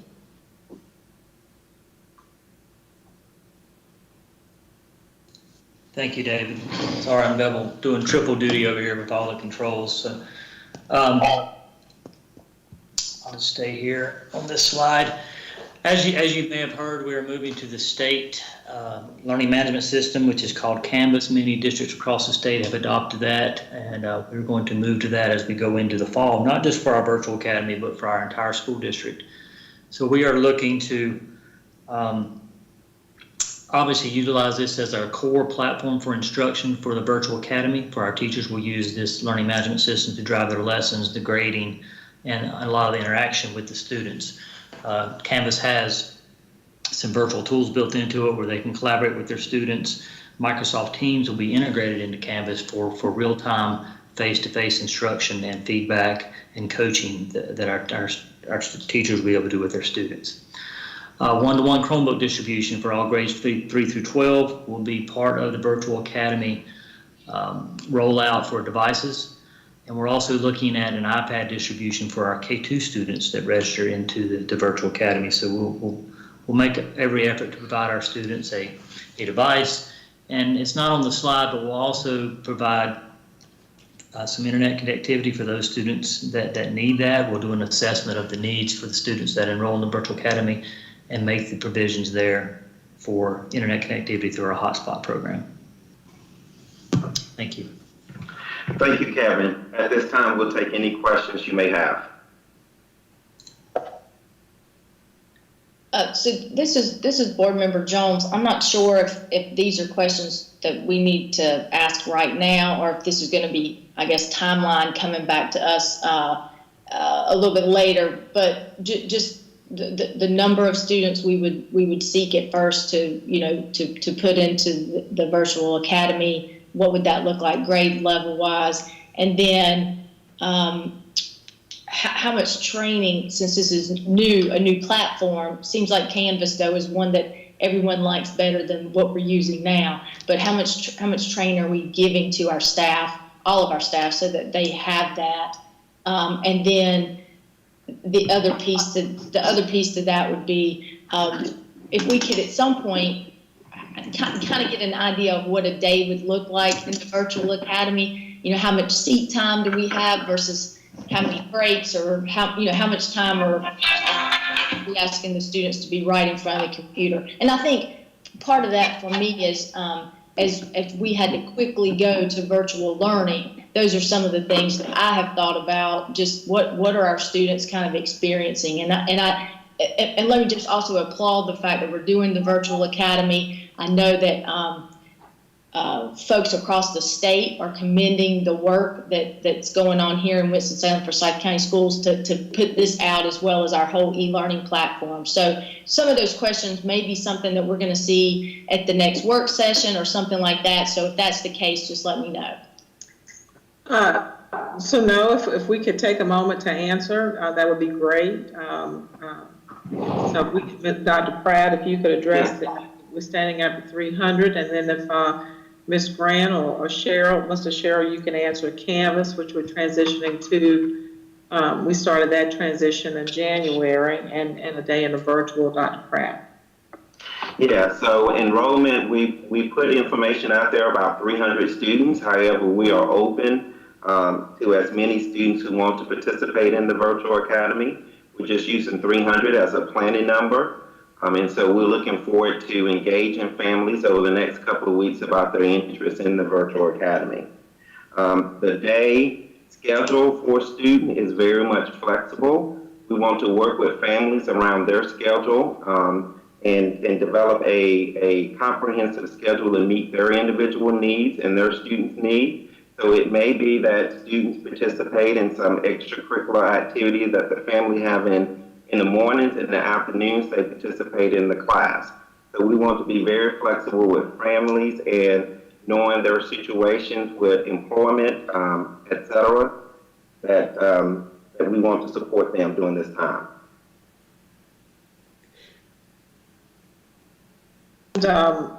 Would you address Canvas, Mr. Cheryl? Sure, thank you. We, as Dr. Harrison mentioned, we made a decision, well, really months ago, to move to Canvas for our district going into next fall, and we started that as transition work in January. So we've got a training plan that we are developed and starting to implement with our teachers. We worked on that pre-COVID-19, and things have changed a little bit, and our teachers are a little bit anxious about moving their work, but we're working with them to export their current content out of PowerSchool Learning, and we're going to make that transition smooth for them as they import their current classes into Canvas. So as we move through the remaining weeks of this year and throughout the summer, we'll have lots of opportunities for teachers to receive training on that. We developed videos, some self-help guides for them to work on moving their course content over. And what we found is Canvas is a lot more feature-rich for what we're trying to do with e-learning, and it's also very intuitive. That our teachers have done a great job getting up to speed on PowerSchool Learning in a very short amount of time, and Canvas is much more intuitive than PowerSchool Learning, in my opinion. So we feel like the learning curve will be minimal for these teachers as we move to Canvas in the fall. I don't know if Nicolette, Grant, if you want to add anything to that. I would just add that our instructional services team were the first ones to move to Canvas in January. So all of our content, all of our unit plans, all of our resources are in Canvas and are being developed in Canvas. So we wanted to provide a model for our teachers when they move to that platform. It's also what the state uses, and there's Canvas Commons, where we can pull resources from the state. Teachers across the state can share resources with one another, and teachers within our district can share resources. It also integrates with our textbook adoption that we will be presenting again in a few minutes, as well as Discovery Education, and has just great features. So we provided an overview to principals on Friday, and the team is working on a plan to share with teachers. So we think it's going to be a great platform for our teachers and for our students. And we also wanted to make note that this will help enrollment. It will not hurt enrollment, it will help enrollment. We know we've already had parents reach out to us for options, and we do not offer those options. We know they will seek other opportunities. So we are certain that this will not negatively impact our teachers, our staff. We know that the numbers of students in each course will be grade level appropriate and will adhere to our class size requirements. So we don't envision this negatively impacting our teaching force, but we see this as an opportunity to help maintain our student enrollment in our schools. One more question. The communication to parents, I believe we had a a caller on tonight that asked some specific questions around the virtual academy. If you sign up, can you transfer back to a regular school, that sort of thing? Will that information go out to parents soon? Yes, we would like to start the information sessions this week, advertise it to parents starting next week, and bring you all back a status report through the committee process in June. We just want to be able to gauge the interest level, and by then, if we can start our advertisements and communication to parents on the 1st, that'll give us some indication by committee time what the interest levels will be. Thank you. Dr. Harris, Board Member Woodbury, and I wanted to ask a question regarding will the student or the parent who wants the student to go to the virtual academy but still have placement? For instance, I think what the parent was saying earlier, that they want the option to be able to stay listed in their homes, I guess actual school, but right, interested in virtual academy. So does virtual academy pull the number out from the actual school, or will the students go through virtual academy? Is now exiting. Will the student go through virtual academy to still have access to their actual school? So I guess I'm asking if it's a standalone school, or does it connect with any of our schools by way of those students wanting to still have access to their actual school? So we are committed to them enrolling through their home school and remaining connected to their home school. Okay. Somewhat like our career center. We met with the principals and felt we had consensus around having children connected to their school of attendance, and this would be a program option through their home school. This means that all the support, they have activities that will be negotiated through the homeschool principal. So yes, it would not be an independent. Now it does have a school code for purposes of accountability, but not only would the student enrollment come through the homeschool, but so would the accountability scores go back to the homeschool. And so all things relative to the students would be maintained through a homeschool model. I think that's a great option. I really do. The last point I will just make is about, I guess, adding some credits to the work that I've been able to experience. Unknown participant is now joining. The work that I've been able to experience through one of our sister counties, of course, Guilford County Schools, and being a part of the PACE initiative, which was a 5-year endeavor to personalize learning in Guilford County Schools. I think although there were challenges in, moving 22,000 students to a one-to-one environment, I think the greatest benefit was not only training teachers, but taking the time to train students in how to operate learning management systems like a Canvas, which will help them as they matriculate ideally to most of the UNC system colleges.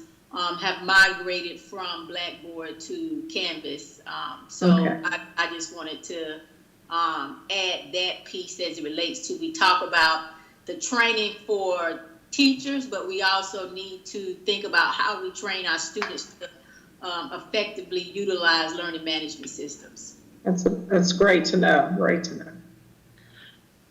This is Elizabeth. First, I'm so excited about this as an option, and I know a lot of parents are really looking forward to this as one of the possibilities for their children as they're deciding for this next year. I like that people stay connected to their home schools because, for example, children can get sick totally apart from COVID, where they're home for months at a time, and it sounds like this may be a way to help them stay connected to school in a more engaged way. Is now exiting. Absolutely. Which is wonderful, because I think right now they don't have that option in quite as robust a way. So this is really exciting to me. The other thing that's kind of exciting to me is children who, for some reason, for a discipline reason or for some other reason, it's really not good to have them in our buildings. This allows us to provide a way to make sure no child goes without an education who lives in our county. And I'm extremely excited about having this be a vehicle where we end out of school expulsions completely, and that any child who needs to be out of the building for the safety of other people can continue to be offered an education. So I think this is terrific, and I'm really excited we're doing it. Okay, great. Thank you all for the support. If this is Board Member Crowley, the number 300 students, that's not a total, is that per grade? 300 was based on 150 students elementary and 150 students for secondary. But we, like I said, we're very open to that number and encouraging students to apply to the Virtual Academy if they're interested in it. Okay, so 300 students, you are talking about a total number for the entire county. Well, that's what we had to get teachers on board, and that's the allocation we used to get teachers on board. Just to get them, you have to get them on board and get them started with the work. And hopefully if we can advertise starting Monday, we'll be able to have a better number very quickly and be able to staff accordingly. But there's not a limit. We're not placing a limit on the academy. Okay. Actually, we have no limit. Mm-hmm.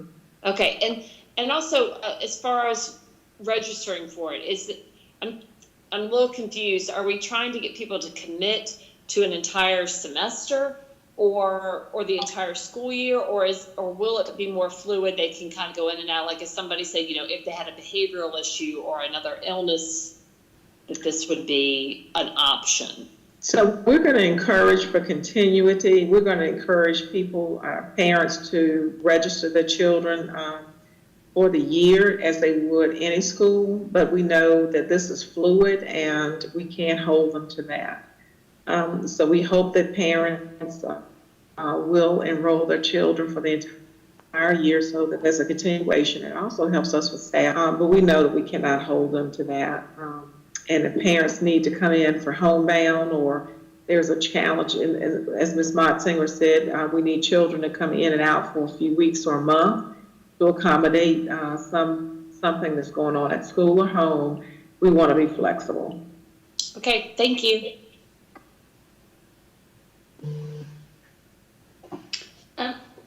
This is Board Member Parker. So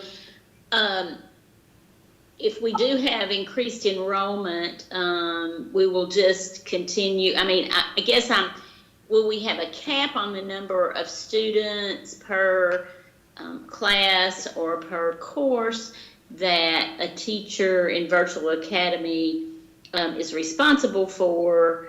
And likewise, let's say this, goes all guns and we have 2,000 children that want to do it, will we also, I assume that we would take teachers that are already employed with us that would be interested in this to fill those positions, because obviously if that many children do it, that's going to lessen the number of children we have in the homeschool. So yes, we'll adhere to the class size standards that we use for scheduling and budgeting for this year. The state seems to be committed to the class size reduction numbers in the early grades, so we'll use the same numbers, and principals are aware. If I have 100 students coming out of a certain school, then the teachers in that school will be offered the opportunity to work in the academy. And so we would work through the principals to be sure that teachers go along with the students. And so we're not hiring new teachers.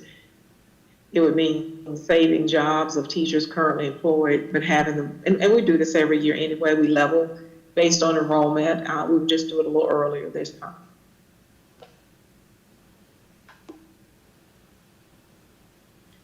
This is a little, Did that get to your question, Ms. Parker? Yes, it did. The only, and I assume that the state is not going to make any differential for a virtual student in their per pupil allotment or anything than they would. There's nothing that No, goes ma'am. correct. Right, they And won't. and my other question might be, if we have a student that might need have nutritional needs from a free and reduced lunch need, have we looked at how we provide that, or is that something you're going to investigate? So actually today, Mr. Walker and Lauren Richards approached the team about that, and they're planning to offer children meals even virtually. It may have to be an arrangement where those meals are offered at their home school, and hopefully there'll be some provision where parents can pick up those meals as they do now, and maybe some delivery process we can work on. But yes, we are considering an option for meals. We don't want children who receive free or reduced lunch to lack accessibility to this effort. So we will stay tuned. We're looking at that. Okay, great. Thank you so much. This is Elizabeth again. I have just one other question. For people who have already entered into the choice process and say they get offered a choice where they want, I'm assuming that they will have a home school that is their home school, that they don't keep a spot in a choice school. If they choose virtual, is that correct? I just want to make sure we're really clear that people know that. So we're working through our attorney Jenkins on that, and when we come back for committee work, we'll have those details for you. That did come up whether to register them through their choice school so that they can go back to that seat, or through their home school. Or should that seat go to some child who's going to be attending that school? Exactly. And the same thing, I guess, about athletics. Right. Yeah. Is will you be eligible? Will you, when athletics return at whatever point that is, would you be eligible for your home school athletic teams? Absolutely. So we'll have those details out pretty quickly. I'm so excited about this, so thank you. Thank you for those questions. Dr. Harrison, I have an additional question about virtual learning. Can you tell me how it'll look if we had maybe 100 students from one particular high school, or maybe even 50 from one particular high school, and we know that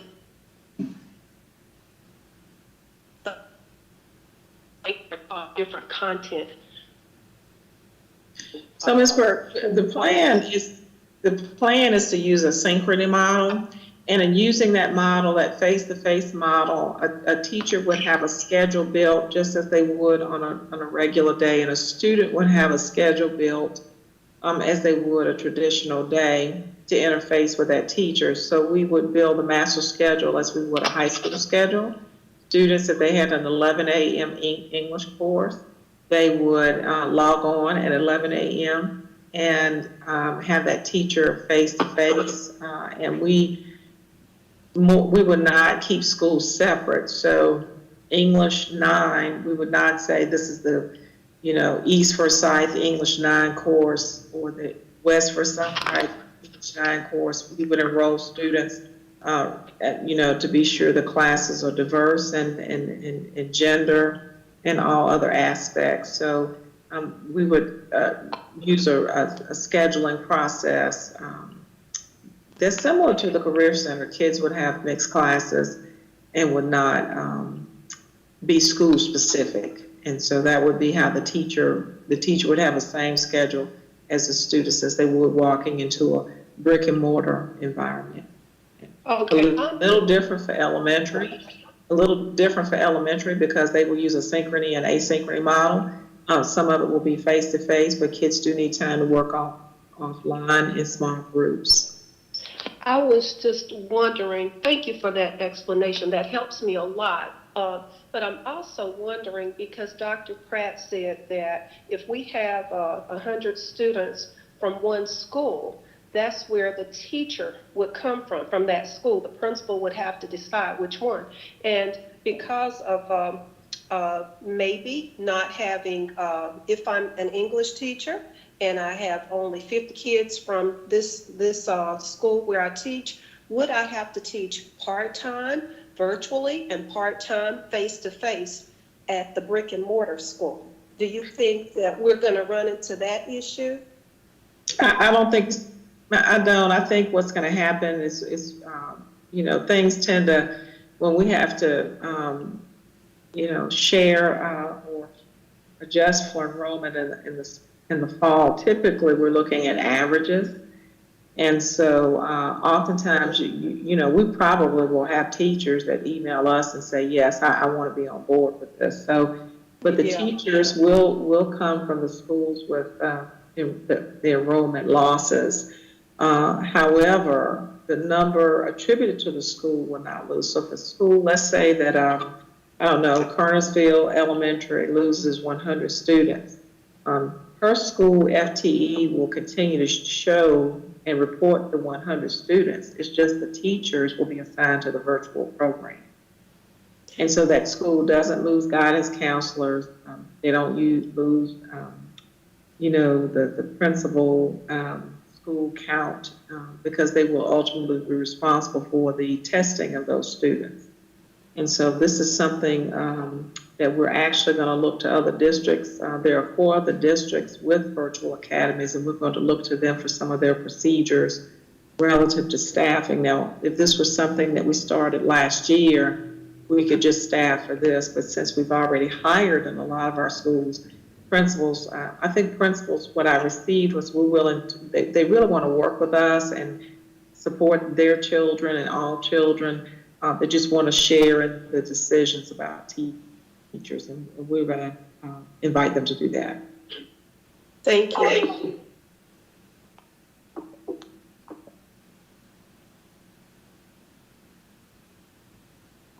Well, we appreciate the opportunity to share. We would like to get out and have the webinars and advertise this to parents and bring back to you, the committee, more specifics and numbers of interest. Thank you, Dr. Harris. Thank you. The next discussion item is the math and ELA textbook adoption by Nicolette Grant.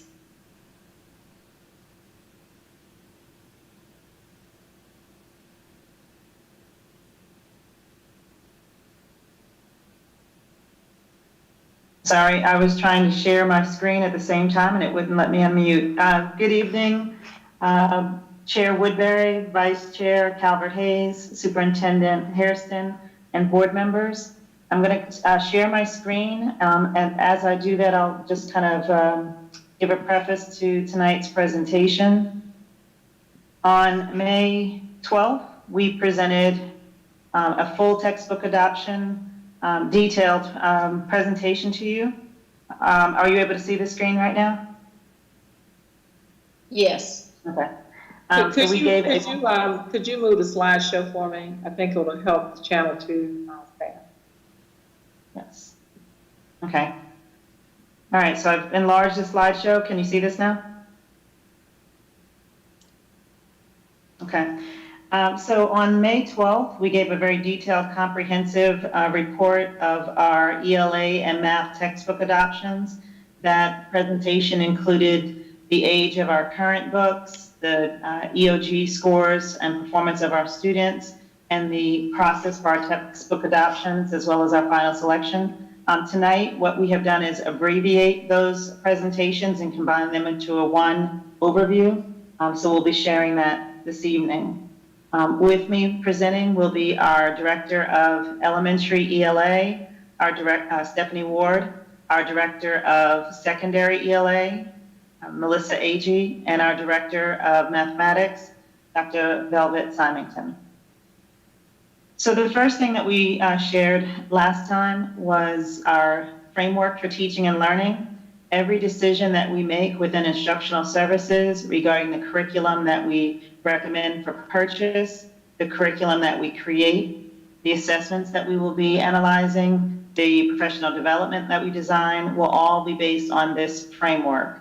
And so part of our framework, the 4 components, includes a rigorous curriculum, effective instruction, systematic data use, and high quality professional development.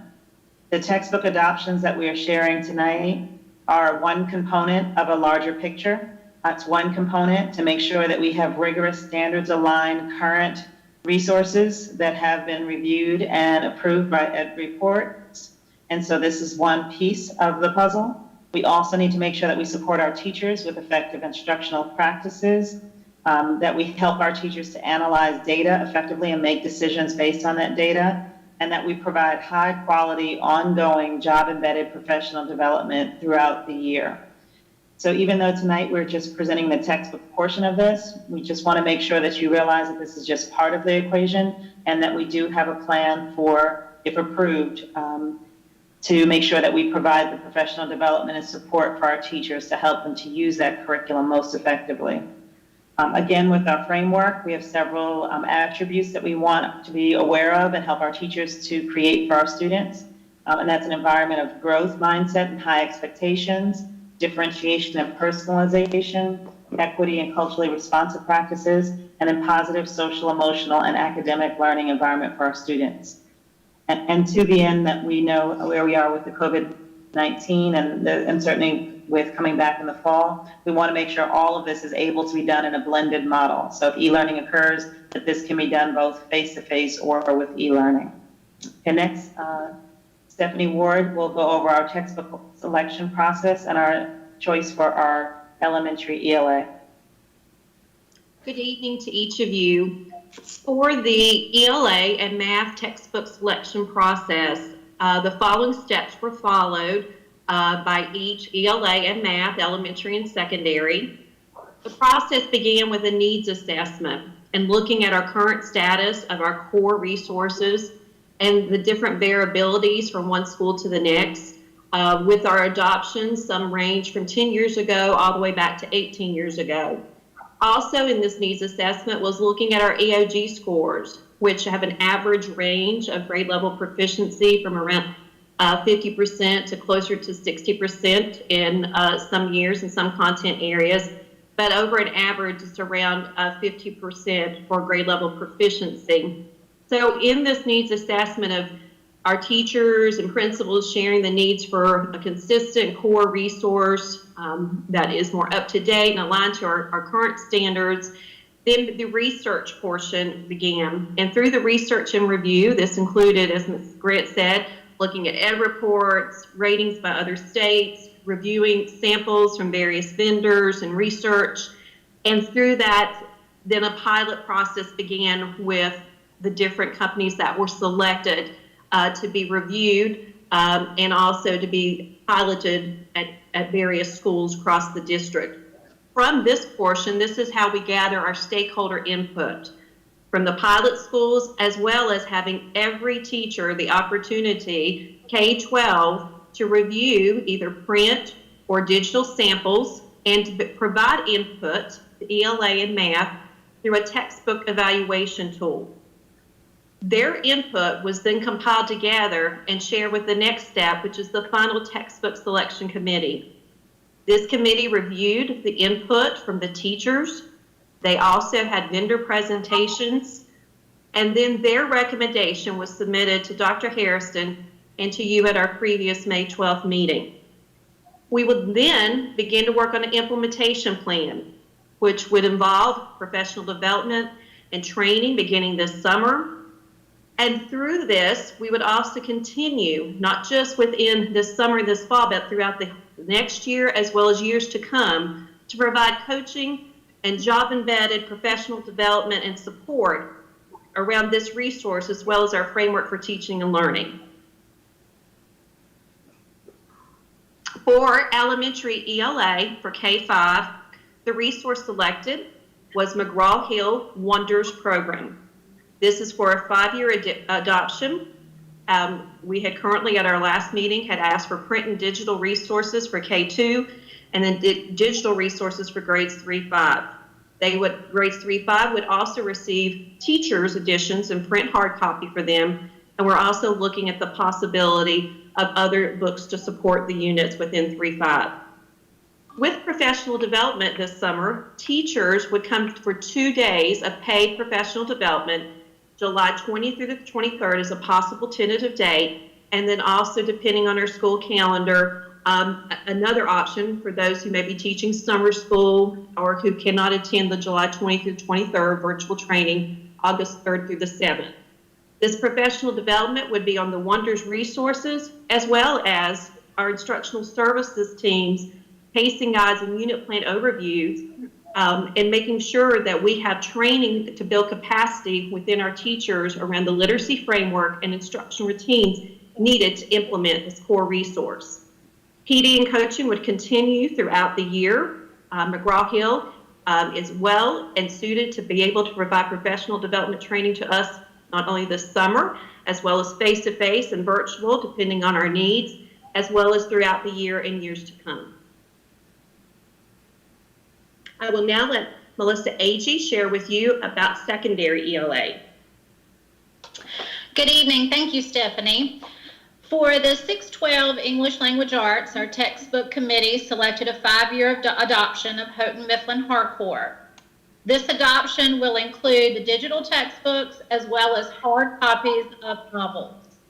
The purchase of those novels is dependent upon the number of student editions that we purchase. Also, for our AP Language and Composition and AP Literature and Composition, we have selected a 5-year adoption of the Norton Anthology for both of those courses. Just as Stephanie described for elementary ELA, we will have 2 paid professional development opportunities, July 20th through the 23rd and August 3rd through the 6th. There will also be a 3rd session for any teachers who cannot attend before the school year begins.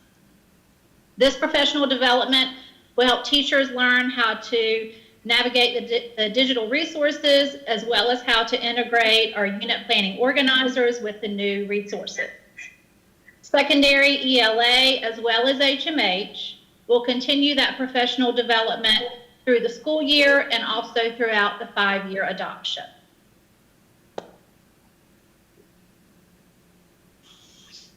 These are 4 components that we consider essential to high-quality teaching and learning.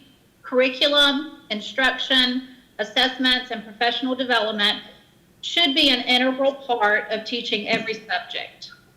Since we have not had a full ELA textbook adoption in over 10 years, our teachers and our students have not had equitable access to resources and textbooks.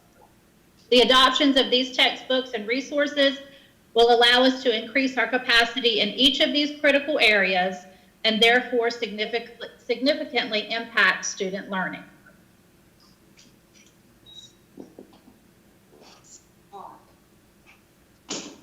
And Velvet Symington will now present the math adoption. Thank you, Melissa. Good evening, Chair Woodbury, Vice Chair Calvin Hayes, board members, and Dr. Harrison. The resources that have been selected and are being recommended would be through Pearson Savvis, Envision Mathematics, where we recommend print and digital resources for K2, and then digital resources for grades 3 through 8 and high school math 1, 2, and 3. This would be the first time that there would be a consistent resource throughout, beginning with kindergarten mathematics and moving through high school mathematics 1, 2, and 3, should our recommendation be approved. The professional development is similar to that for K-12 ELA. Teachers will have the opportunity to participate in one of 2 opportunities during the summer, during the week of July 20th or the week of August the 3rd. They will have the opportunity to engage in professional development on the textbook resources. Additionally, our pacing guides unit planning organizers, and planning opportunities. Professional development and coaching support will continue throughout the school year and through the adoption.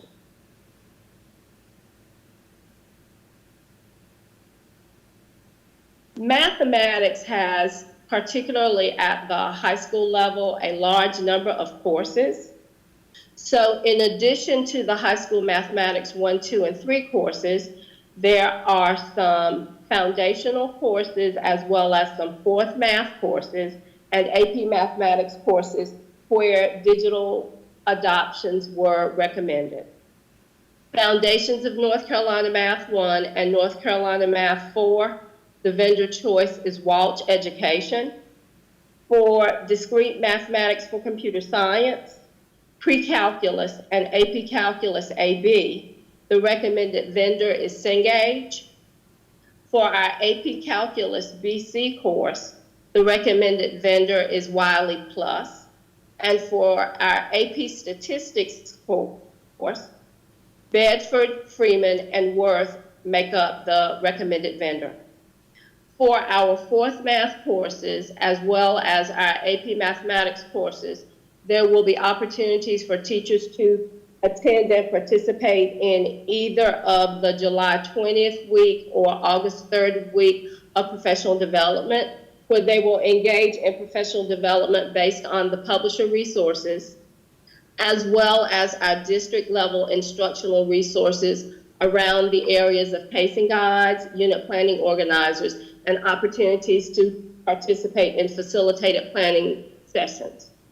As with the other mathematics, the professional development and support will continue not just throughout the school year, but throughout the adoption upon approval of our recommendations. Thank you. This is Board Member Crowley. I just have a quick question for the math for Mrs. Symington. AP Calculus ABBC, if students take that course, does that mean they will have 2 textbooks? I was curious about the separate textbook just for Calculus BC. Yes, those are actually 2 different courses, and AP Calculus BC is actually the more rigorous of the 2 courses, and it studies some additional topics. So yes, there would be 2 separate textbooks for AP Calculus AB and AP Calculus BC. So do they still offer Calculus AB, BC? They do. Okay. And the students would typically do one first semester and the other second semester, yes. Okay, got it. Thank you.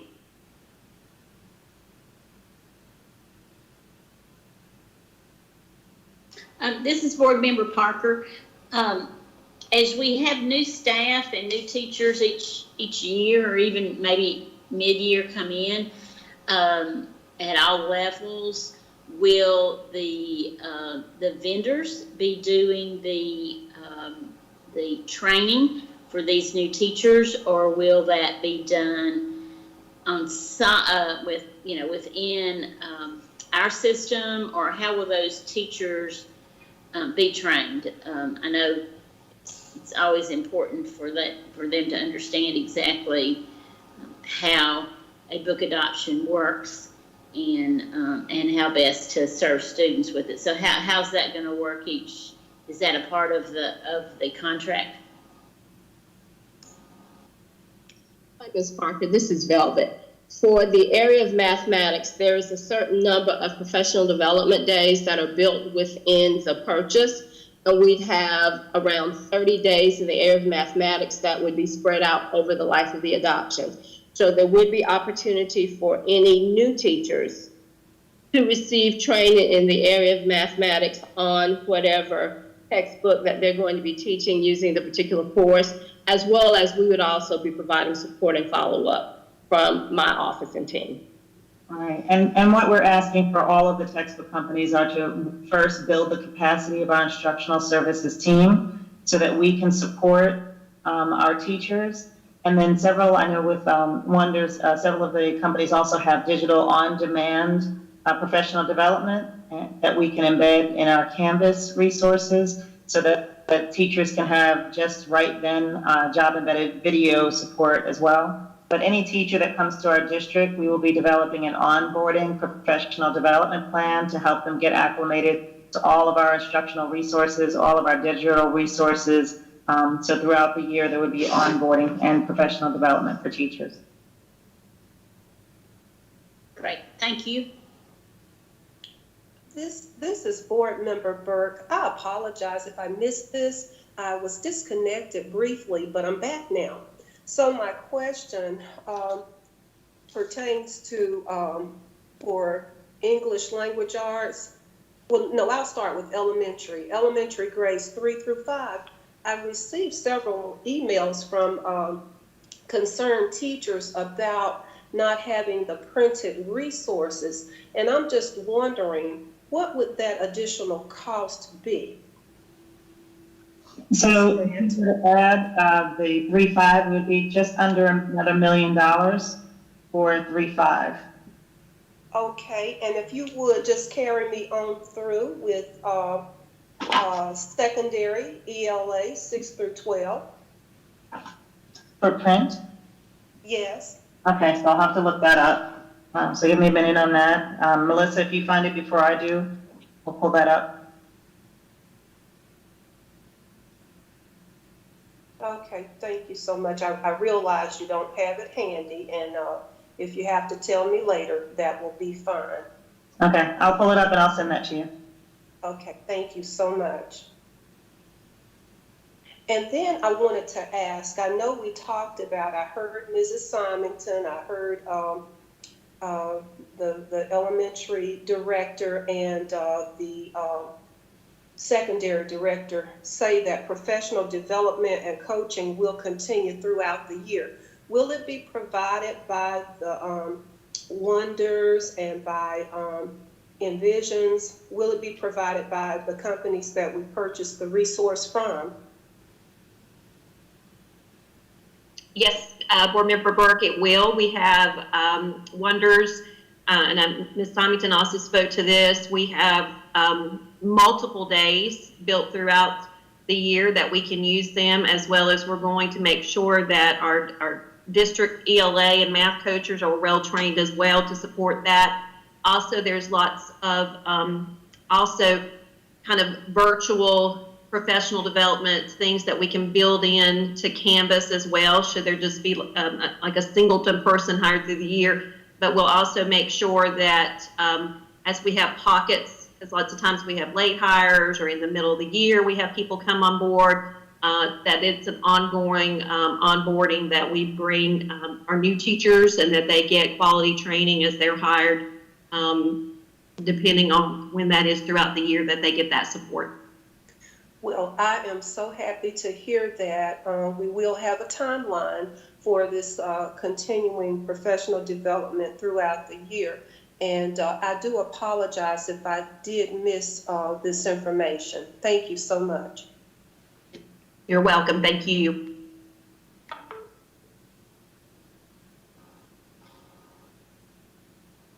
This is Board Member Parker again. I just saw some figures. Thank you for those for the reading. Do we have the figures for the math too? Because it is digital as well. Do we have that for math as well?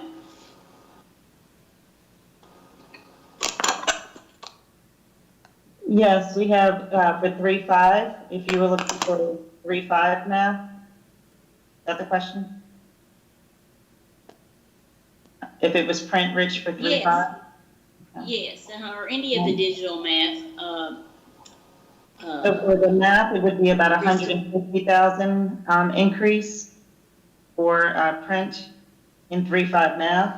And I did find the answer for Board Member Burke for secondary. It would be an additional $511,000 if we added the secondary print for ELA.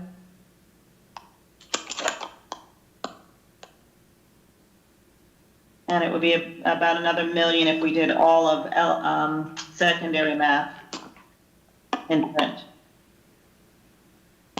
Okay, Great, thank you very much.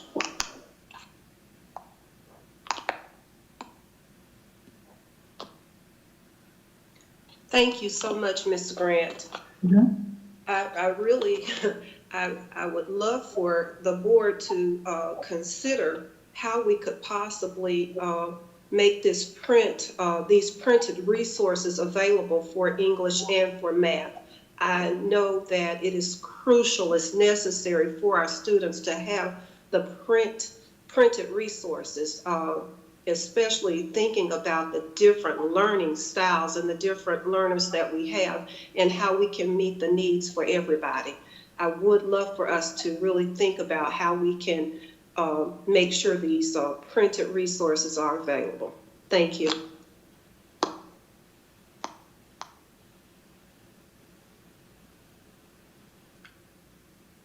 Ms. Grant, this is on Board Member Woodbury. I do know that sometimes you can, when you purchase the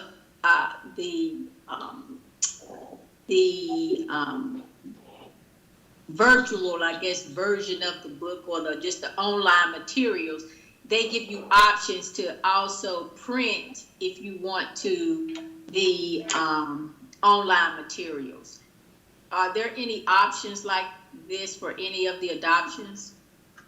Students can always print what they are able to pull online. They can download. I know Dr. Simon mentioned that last time, that they can download some of their resources and their assignments and upload some of those. There are workbooks as well that can be purchased. But I'll defer to our directors to see if there's anything additionally that would be downloaded or printed. So for secondary ELA, they certainly have the option to download and print if they have that ability to do so. Yes, that is available. Okay. And as Ms. Grant indicated, for math, K-12, there is the option to download and print as well.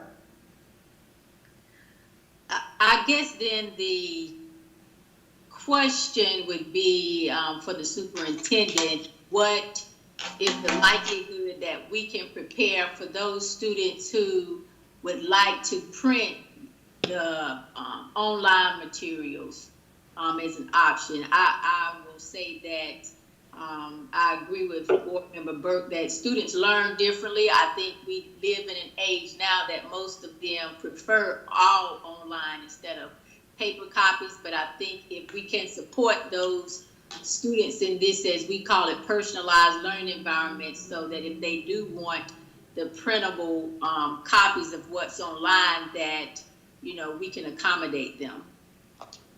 We'll take a look at the full request. Maybe some shifting we can do to accommodate hard copies. So let us go back and come back to you on that, Chair Woodbury.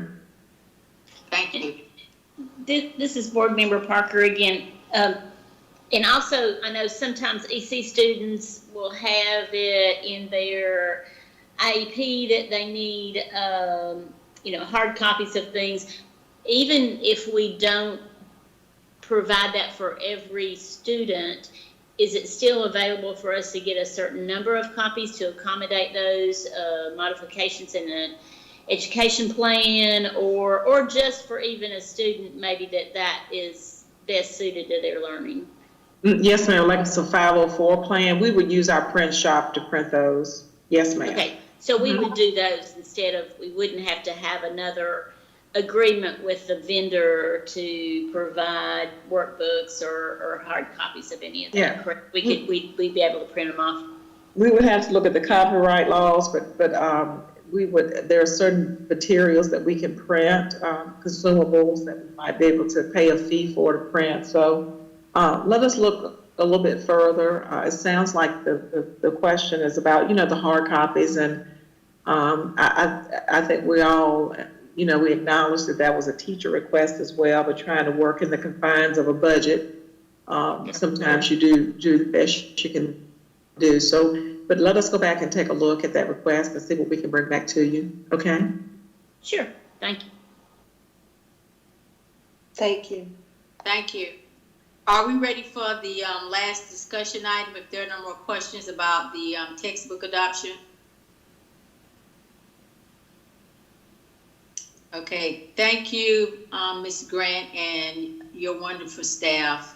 Thank you. Lastly, we will have Dr. Cato give us a graduation update. Good evening, Chair Woodbury, Vice Chair Calvert Hayes, stakeholders that are with us this evening, Superintendent Harrison, and ladies of the board. It is my pleasure to share information with you this evening around the district's recent planning of graduation events for the class of 2020. I want to start by thanking all of the seniors, parents, counselors, community members, principals, and central office personnel for their hard work and dedication on building viable options for the class of 2020. Our county emergency management, law enforcement, and health officials have also been instrumental along the way. We are truly indebted to these individuals for their assistance and input as we try to make a decision around a very emotional issue while balancing the liabilities of the district and the realities that we currently live within. When it comes to making choices, I want you to know that our seniors that participated in this process displayed great traits of resilience. You met one of them tonight in Mr. Blackwood from East Forsyth, being flexible, optimistic, and responding to the adversities that we've been dealt with great character. These things, the things that we all want our young people to be able to do when faced with hard choices, particularly those around adverse situations. You know, is it a safe choice? Is it a kind choice? Is it considerate of others? Is it a responsible choice? Is wanted versus what these seniors really took it upon themselves to acknowledge their futures while they make choices as opposed to focusing on the right now and what they may have wanted. They are very selfless in their thoughts, and they are there to be commended. I was very proud to have the chance to work with the great life lessons for them and for all of us involved, because surely this won't be the last adverse circumstance that we will encounter in life. The pandemic certainly took us all off guard, and we had to develop plans as information became available. Information was sketchy, and of course, there's no playbook for any of this. But we certainly have to continue to respond to this crisis, and I'm so proud of everyone who had a chance to work with on this in a very, very compressed amount of time with ever-changing information and so many unknowns. And so we were working within the parameters of understanding how we needed to plan for this, for our graduation ceremonies and how we wanted to honor our seniors. We approximately have, this number has been revised up recently because we have some more students that we think can graduate.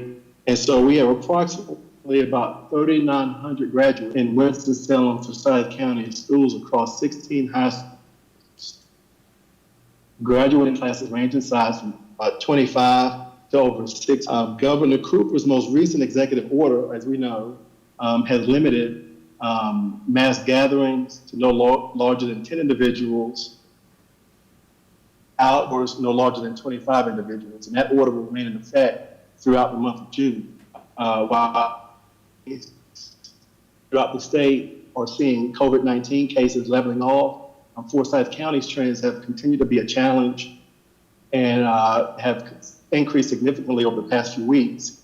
And you know, we have been advised by our by officials that we needed to be very cautious and responsible in the approach that we took to honoring our seniors. And so at this point, the largest venues that we typically use for graduation are not scheduling any events for the next several months. And it was very important for us in this work to ensure that we had equity and consistency as much as we could across our 16 high schools. The graduation task force, the main components of the task force were approximately 50 individuals. There were 20 teams that participated in the task force, and they represented every school in our district. There were parents that were involved.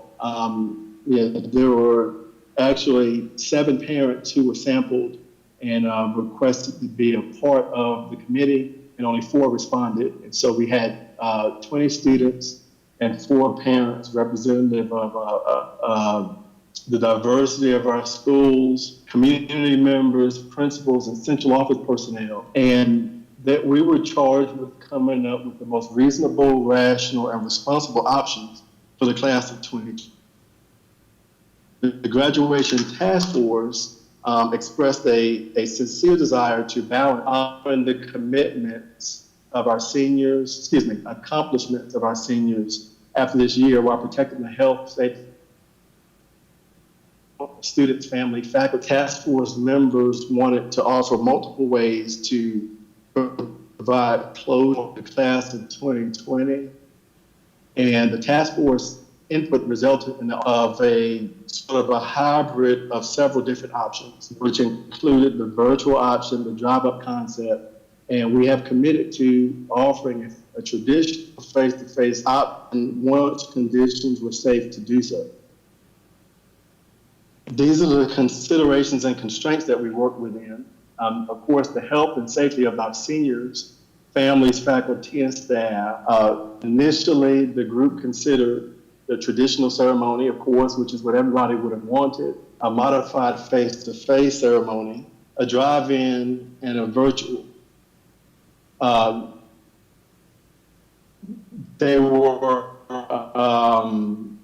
the committee members were surveyed on each of these options after we met and discussed all of the data coming out of the state at that time. Schools during the week of June the 8th are heavily engaged in shutting down school, which is, of course, this is not a traditional year. And so there's lots of extra moving parts when it comes to being able to shut down school properly and collect instructional materials on the week of June the 8th. The official end of the semester is June the 11th. Many of our students are still working to fulfill graduation requirements. We have approximately 286 students that have not fulfilled graduation requirements at this point, which is roughly about 8% of our graduating class. And those students from school to school range from, there's some schools that don't have any students that have not fulfilled requirements. They're ready to go. Atkins, Carter, Early College, Winston-Salem Prep, Middle College has 1 student, Kennedy has 2, but several of our schools have range up to as many as 17% of their senior class have not completed graduation requirements as of May 18th. And the task force, again, was very sincere and wanted to ensure that we were equitable and consistent across our 16 high schools and what we recommended to offer. So the graduation task force, after a second poll, a second survey of the force, ultimately recommended a hybrid model for graduation ceremonies, and we announced them publicly on May 12th. We decided to offer a virtual ceremony, which was really the only option that we had complete control over and didn't have to guess about what that might look like and have to guess about whether or not we'd be able to do it. And of course, there was a time constraint in being able to pull that together in a timely manner. We recommended a drive-up ceremony so we could give seniors an element of a face-to-face experience at each of their schools. And again, we've committed to offering a traditional face-to-face when conditions allow. And so those were the 3 recommendations that the task force came up with. The end of the semester, again, is June 11th. The regular graduation weekend was selected for the virtual presentations with the culmination of diploma presentations the following week on each school's campus. There are 3 schools that early and middle college did not want to have to compete with the community college traffic and day-to-day operations. And so they asked if they could go on an alternate day on that Saturday. And Winston-Salem Prep, who has traditionally and historically held their graduation on Sunday. But with the exception of those three schools, the diploma distribution and the drive-through ceremonies were recommended for the remainder of the schools. These plans are in line with how similar districts are honoring their seniors.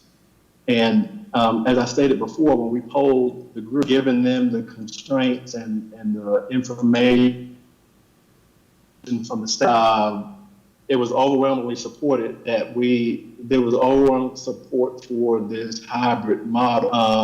For the most part, we've had either positive or very neutral feedback from the community. They have people kind of understand the situation that we're in, and they're very thankful and grateful for what we're able to do for the seniors. We did receive some concerns recently over Beach Week or other vacation plans that families had during the week of the 15th, and we were able to offer an additional day the following week on the 22nd for those families that may be experiencing hardship. We hope that those families were able to communicate with their schools directly for accommodation, preferably by June the 1st, so that the schools can plan and have plans in place to receive those students on the 22nd. Trying to go to my next slide. There we go. And so some more details about the virtual ceremony. Each school has to develop those virtual ceremonies, and we've been working with Johnston's and providing technical support in what those ceremonies will look like. Student leaders, principals, and district personnel have worked on speeches and presentations for these ceremonies, and we've standardized the platform so that all schools have the same basic platform, and then from there they can incorporate some school-specific elements and traditions that they may have at their graduations, typically. The virtual ceremonies are going to be broadcast on the school system website and live streamed from families all over the country or world that want to view those when they're ready to go. Once they are broadcast, they'll be available for download on each school's website, and they'll be also viewable on our YouTube channel. We are working with a television station right now to finalize some plans on being able to broadcast those on television as well for families who may experience difficulty with the streaming aspect of the virtual, and that's in the works now. Hopefully we'll have some more information to share on that publicly through our communications office in the next coming days. For the drive-up ceremonies, each school has communicated their individual drive-up diploma distribution plans. Our schools are all very different. They're all laid out very different. And so each school needed to come up with their own plan on how they were going to accomplish that. Seniors will have an opportunity to cross the stage, have their names called, be presented their diploma by their principal, and taken. Each school is going to provide their own photographers for the ceremony, and the district is supporting them in that. The district is ensuring that stages and tents are set up at each campus. 14 of our 16 schools have traditional stages and tents set up.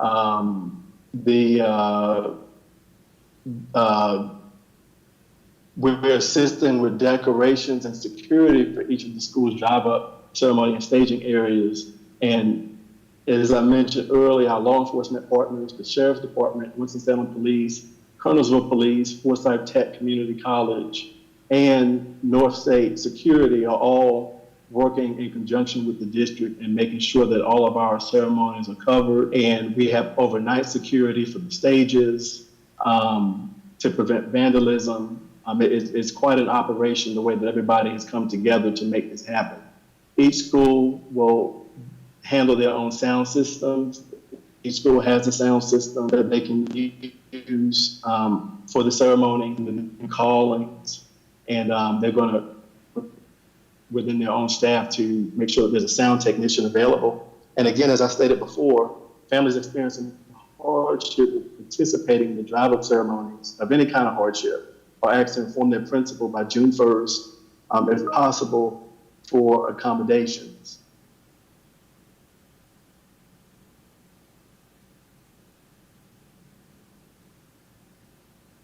And just a little bit of information about the traditional face-to-face, as we stated before, those will be scheduled when conditions allow.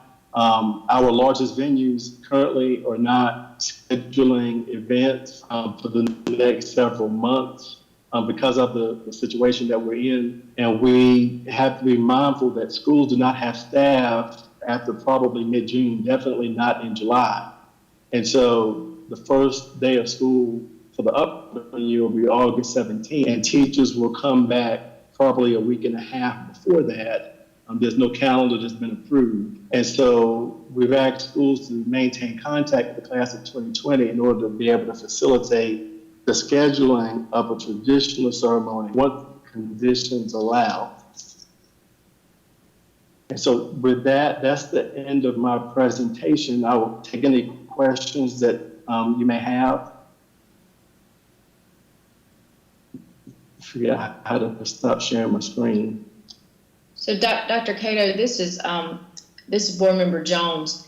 So what I'm understanding, if I'm understanding this right, the majority of I think in a slide that you had up there were 40, 50 people included in this, but a lot of those folks were maybe law enforcement and other things. What I'm hearing is there were basically 20 students and 4 parents.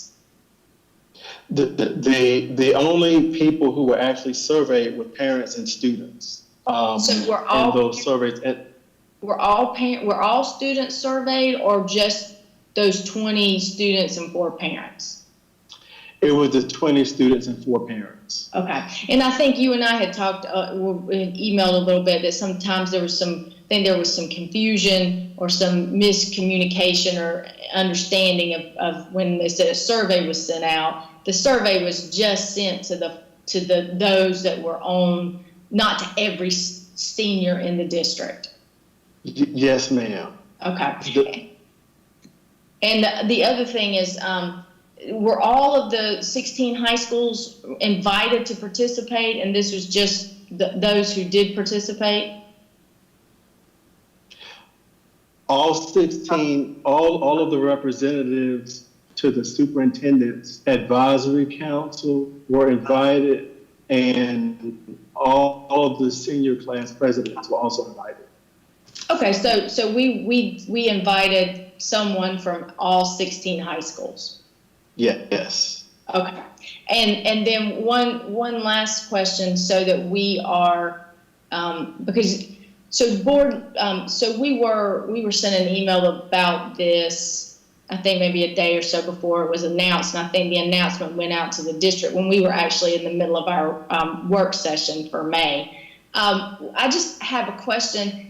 Can we be real clear with and maybe just send this something somebody can send to the board, so that we can see with this exception thing that's going on the 22nd, is every high school picking a different date? Now I'm a little confused. So we know we're doing the virtual ceremonies, and then we have the drive-in times, and I guess that's being set for each individual school, and then we have an optional date on the 22nd, and again, it's all of that being coordinated at each individual school. So if we have questions that come to us as board members, where do we send them? Because I really, a little in the dark. So each school has a window of time. All the schools except for those 3 have a window of time to complete the diploma distribution. And so the week of the 15th, depending on the size of the school, some of the schools will be done on that Monday. Some of them will take to finish, and once they're going to come back and offer the same option on the 22nd for families that may be experiencing hardship. And so depending on the size of the school and how quickly they're able to get students through, they have some gauge of that based on hotspot distributions and graduation cap distributions. They have a gauge on how many kids they can get through in a given amount of time, and they've set those schedules for their individual campus within that week of the 15th and again on the 22nd. Okay. And one more question. The other piece was with our focus on access and for all families. I know, and it's great. I hope that we're able to work something out for a TV station to broadcast as well. But would we have? Will it go on cable too as well? I know it'll stream on our social media, but will it be broadcast on cable too? I think Brent is on the call. My understanding is that the streaming will occur. Yes. We have a schedule for Channel 2. It'll be posted on YouTube, streamed, and also on the local television station. Okay, I just didn't see it in the slide. Okay, thank you. This is Board Member Bramer. I had two major concerns. I really support the virtual one. I like the virtual one. I have some problems with the drive up. First, it's going to make a glaring disparity between people who have vehicles and people who don't. So people who don't have vehicles, what is our plan to make sure that they have the opportunity to drive up, and they can't be shared because putting one family in a vehicle and putting another family in the vehicle is exposing them just as equally. And second problem is asymptomatic people can pass on this illness. So any kind of document you touch and you hand to another person is going to be possibly contagious, especially if you touch it when you touch the person going back and forth, you can catch it halfway through and then give it to the rest of the class. So what are we doing to make sure that we do not have any contact whatsoever, even by paper, in the vehicle, any way whatsoever? I have real issues with the drive-up option. Well, so as far as the handing off of the diplomas and the diploma covers, there's some guidelines that have come out from DPI that give guidance to schools on how to set the tables up so that there's minimal contact and touching of items. We're providing hand sanitizer, and we're encouraging masking of individuals as well while they participate in this. Of course, they could probably take the mask off when they take their picture. But there's some guidelines that have come out from DPI. As far as the being able to drive up option, I don't know that that's any different from a regular graduation and people finding a way to get to graduation. We've given plenty of time for people to make plans, which is why we try to communicate early. But we can't plan for every eventuality of people being able to get to and from the school. If they're having that hardship, I would encourage them to contact their principal and see if something can be worked out in that regard. But that's not something that was ever brought up. They can use a city bus to get to their graduation, at a handheld graduation. That option is not going to be available for this. Well, they can, I would imagine they can take a city bus and walk through if they can't drive through. And the schools would accommodate that. So, Board Member Bramer, I mean, there comes a time when we have not thought of those things. We did send the information out to the principals, and that didn't come up. So what we'll do is we'll go back. We have some time. We actually have about 3 weeks. So we'll go back and take this information back and ask for them to come up with a plan. We want children to feel comfortable, our homeless children, and all to feel like they have, and I actually know some people who might donate some cars. We'll see. But let us take that back and get back, right, Dr. Cato? We'll email you the response. Let's get back to the principals. Yes, ma'am. Thank you. This is Elizabeth. I do want to respond to the if you touch a piece of paper and somebody else touches a piece of paper, there's very little actual evidence of transmission that way. You would have to have respiratory droplets. You would have to spit on it and have somebody touch that. In the way that respiratory infections, it's really through breath, it's through respiration that is the true danger. And also, you don't become immediately infectious where you start infecting other people on a dime. The virus has to replicate in your own respiratory tract for a period of days. So I really like trying to figure out a way to make sure we can include all children, and I appreciate Ms. Bramer so much for her concern and agree with it. Thank you. We'll take care of that. Yes, ma'am. This is Board Member Parker. I just want to make sure I understand. So children will have an option on families will have an option on 2 different weeks to do the drive up at every high school. Is that correct? Yes, ma'am. Okay, good. So they can, now let's say that they're, have planned an extended vacation. If that child, looking for the numbers that already completed graduation requirements, if they, let's say they were going, overseas and leaving the day after graduation, not coming back till, time to go to August or whatever, would the school be able to do that prior to the actual virtual graduation if a child had completed all graduation requirements and were free and clear and looked like they were going to receive a diploma?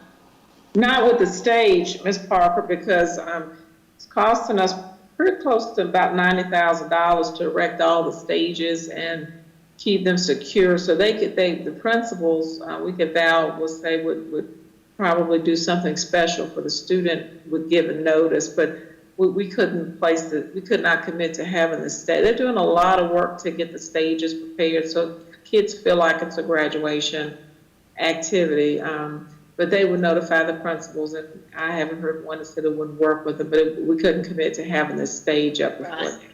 Sure, but they could do something special to present them with their diploma. Oh, absolutely. Absolutely. Yes, ma'am. All right, great. So if anybody had any issues after the actual graduation day, we would work those out for those students. Okay, thank you. Yes, ma'am. Our principals have been on top of this from the very beginning.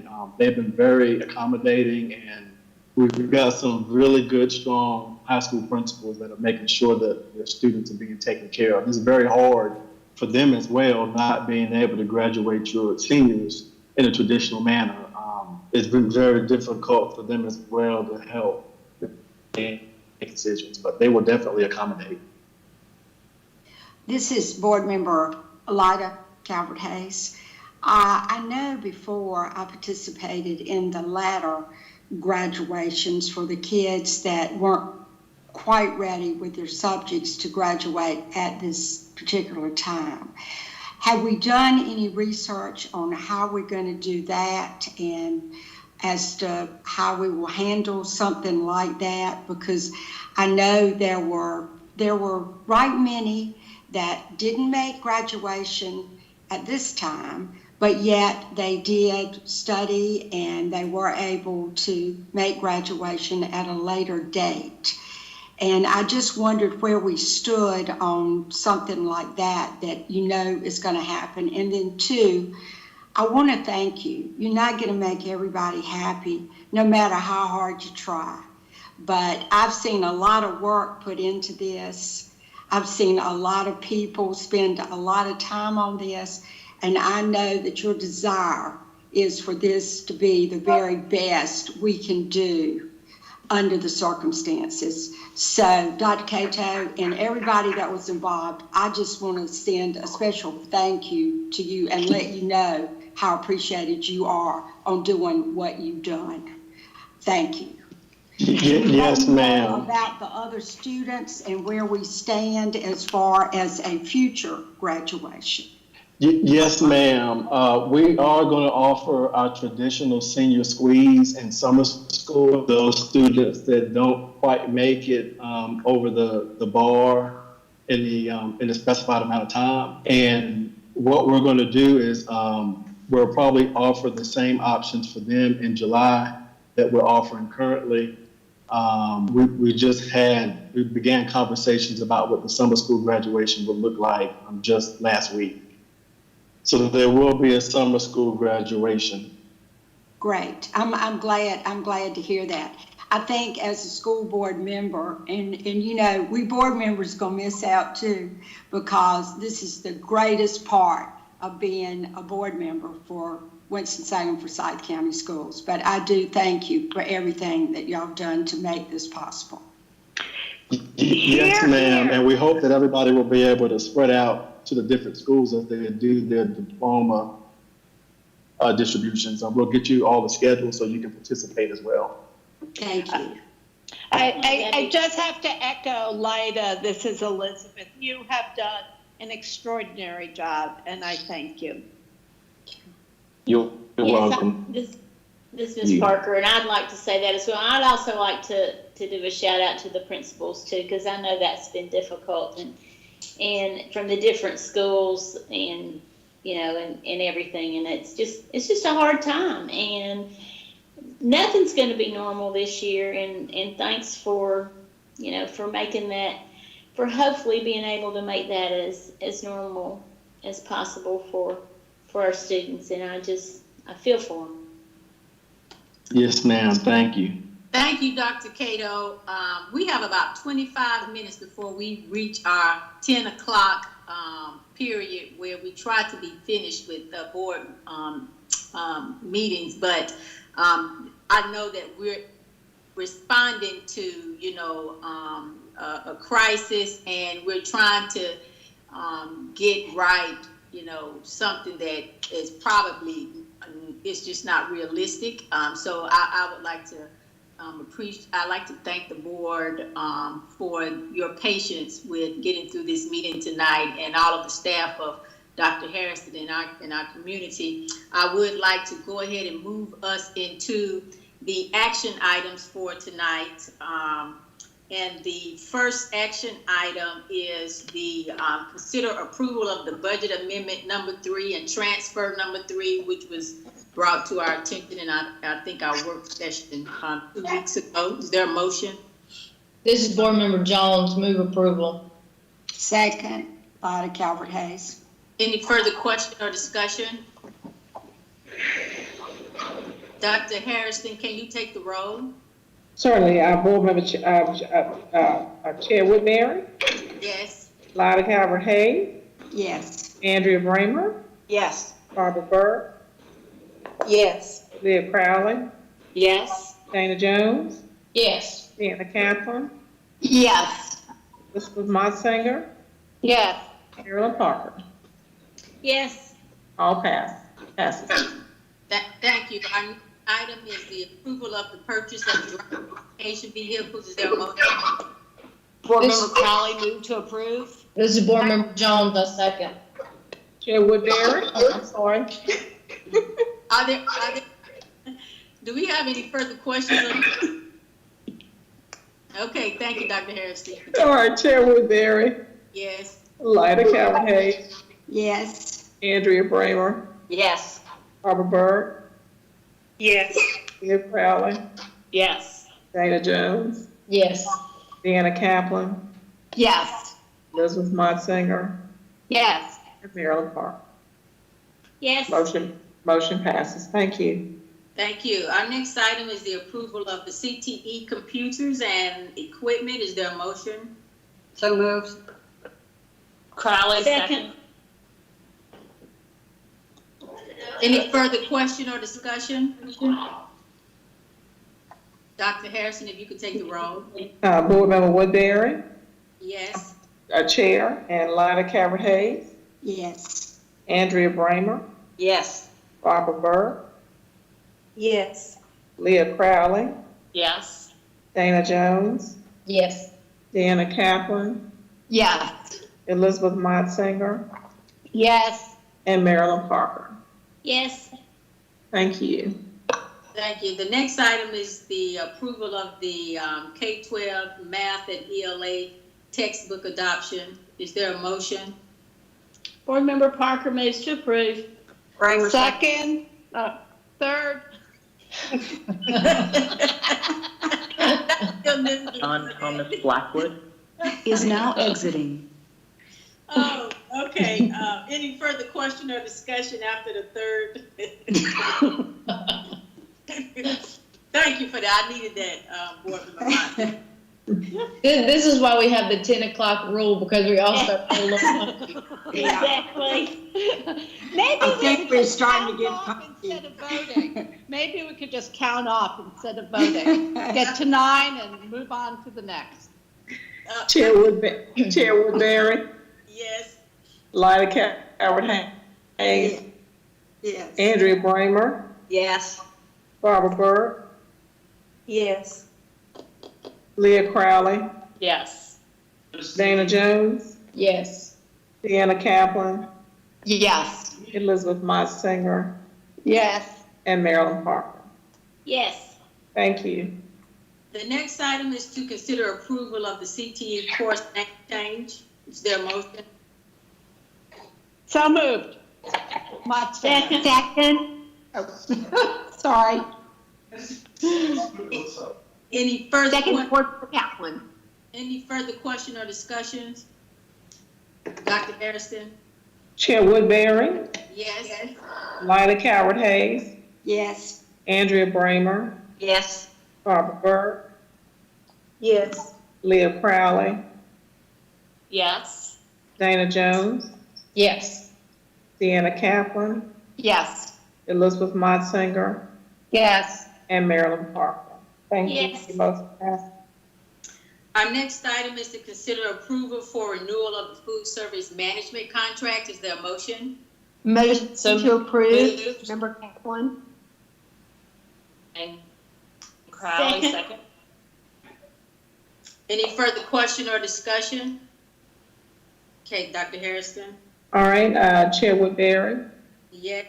Lyda Calvert Hayes, Yes. Andrea Bramer, Yes. Barbara Burke, Yes. Leah Crowley, Yes. Dana Jones, Yes. Deanna Kaplan, Yes. Elizabeth Motsinger, Yes. Yes. I did get it. Mhm. Yeah. Marilyn Parker, yes. I got Ms. Parker Marsinger, yes. Yeah. The next item is approval of the Chartwell's contract addendum for summer meal program. Motion to approve, Board Member Kaplan. Second, Board Member. Crowley, second. Was second Jones or Crowley? It doesn't matter. That's fine. Jones, okay. If there are no further questions or discussions, Dr. Harrison, you can take the roll. Okay, Chair Woodbury, Yes. Lyda Calvert Hayes, Yes. Andrea Bramer, Yes. Burke, Yes. Leah Crowley, Yes. Dana Jones, Yes. Deanna Kaplan, Yes. Elizabeth Motsinger, Yes. and Marilyn Parker. Yes. Thank you. Motion passed. The next item is approval of the Ashley Land purchase agreement. Is there a motion? Motion to approve. One of us first, one of us second. Pick one. Okay. If there are no further discussions or questions, Dr. Harrison, you can take. Unknown participant is now exiting. Chair Woodbury, Yes. Lyda Calvert Hayes, Yes. Andrea Bramer, Yes. Barbara Burke, Yes. Leah Crowley, Yes. Dana Jones, Yes. Deanna Kaplan, Yes. Elizabeth Motsinger, Yes. and Marilyn Parker. Yes. Motion passes. Thank you. The next item is the approval of the grant of sewer easement at Southwest School Road property. Is there a motion? So moved, Crowley. Okay. Second, Parker. Okay. If there are no further questions or discussion, then Dr. Harrison, you can take the roll. Okay, Chair Woodbury, Yes? Lyda Calvert-Hayes, Yes. Andrea Bramer, Yes. Barbara Burke, Yes. Leah Crowley, Yes. Dana Jones, Yes. Deanna Kaplan, Yes. Elizabeth Motzinger, Yes. and Marilyn Parker. Yes. Thank last- you, motion passes. The last action item is to consider approval of the Wiley addition construction drawings. Is there a motion? So move. Second. Who's second? I'm sorry. Board Member Kaplan? Kaplan, okay, all right, all right. If there are no further questions or discussion, Dr. Harrison, if you can take the roll. Chair Woodbury, Yes? Lyda Calvert-Hayes, Yes. Andrea Bramer, Yes. Barbara Burke, Yes. Leah Crowley, Yes. Dana Jones, Yes. Deanna Kaplan, Yes. Elizabeth Motzinger, Yes. and Marilyn Parker. Yes. Thank you. Thank you. The next agenda item is the consent agenda items, which include approval of the meeting minutes from the April 28, 2020 board meeting, the approval of meeting minutes from the May 12, 2020 work session, and approval of the general personnel report. There a motion? Move to approve, Motzinger. Crowley seconds. If there are no further questions or discussions, Dr. Harrison, can you take the roll? Chair Woodbury, Yes?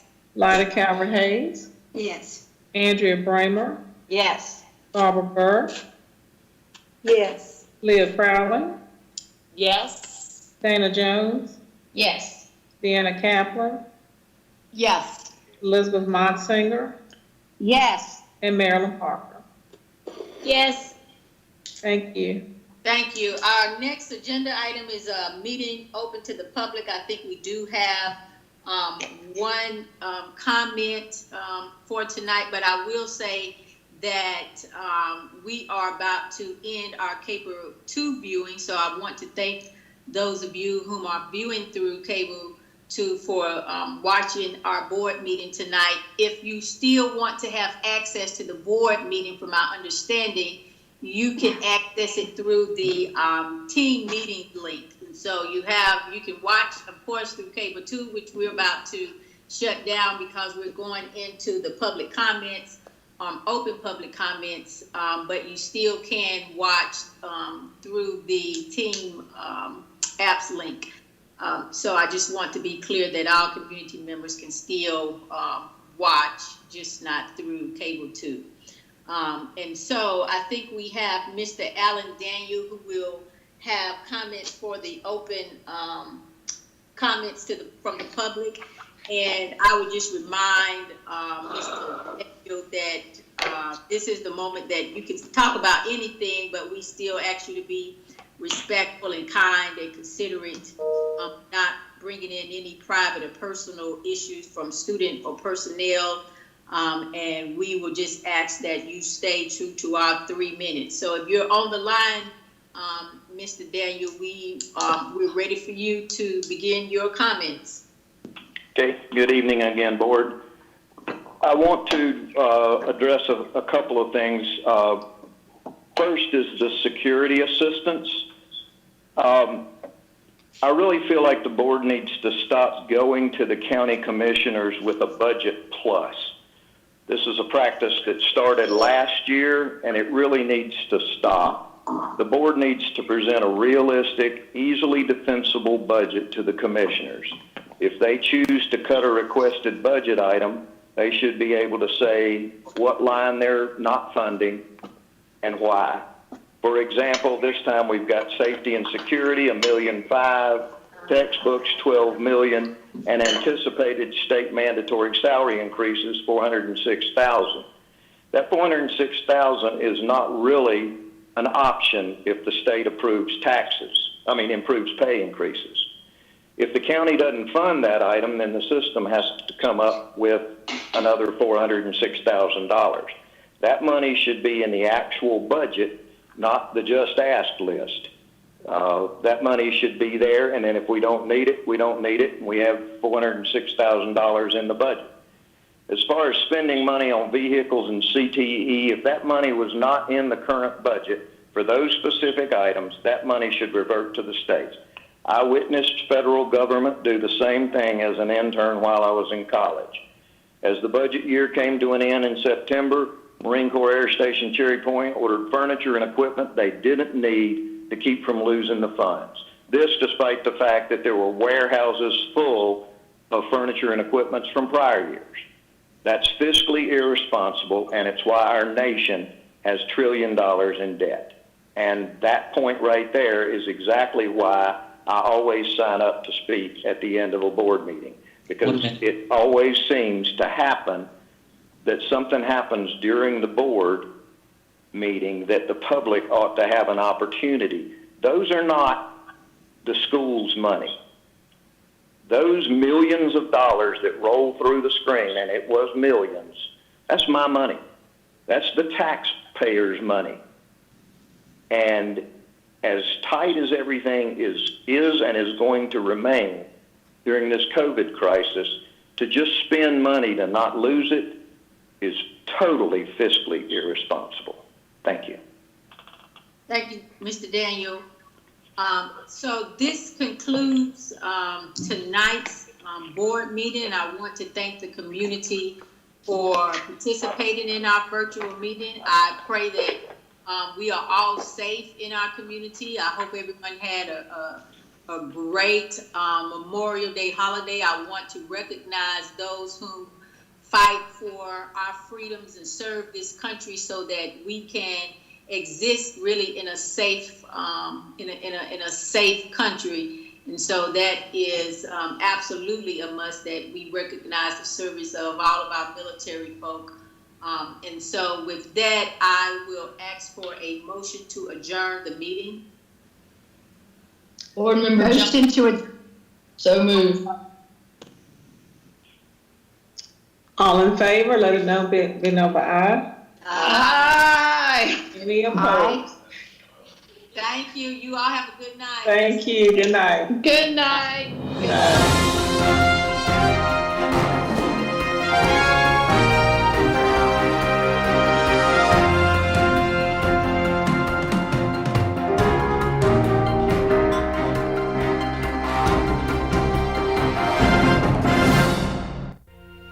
Thank you for joining us on Your School Channel, Cable 2.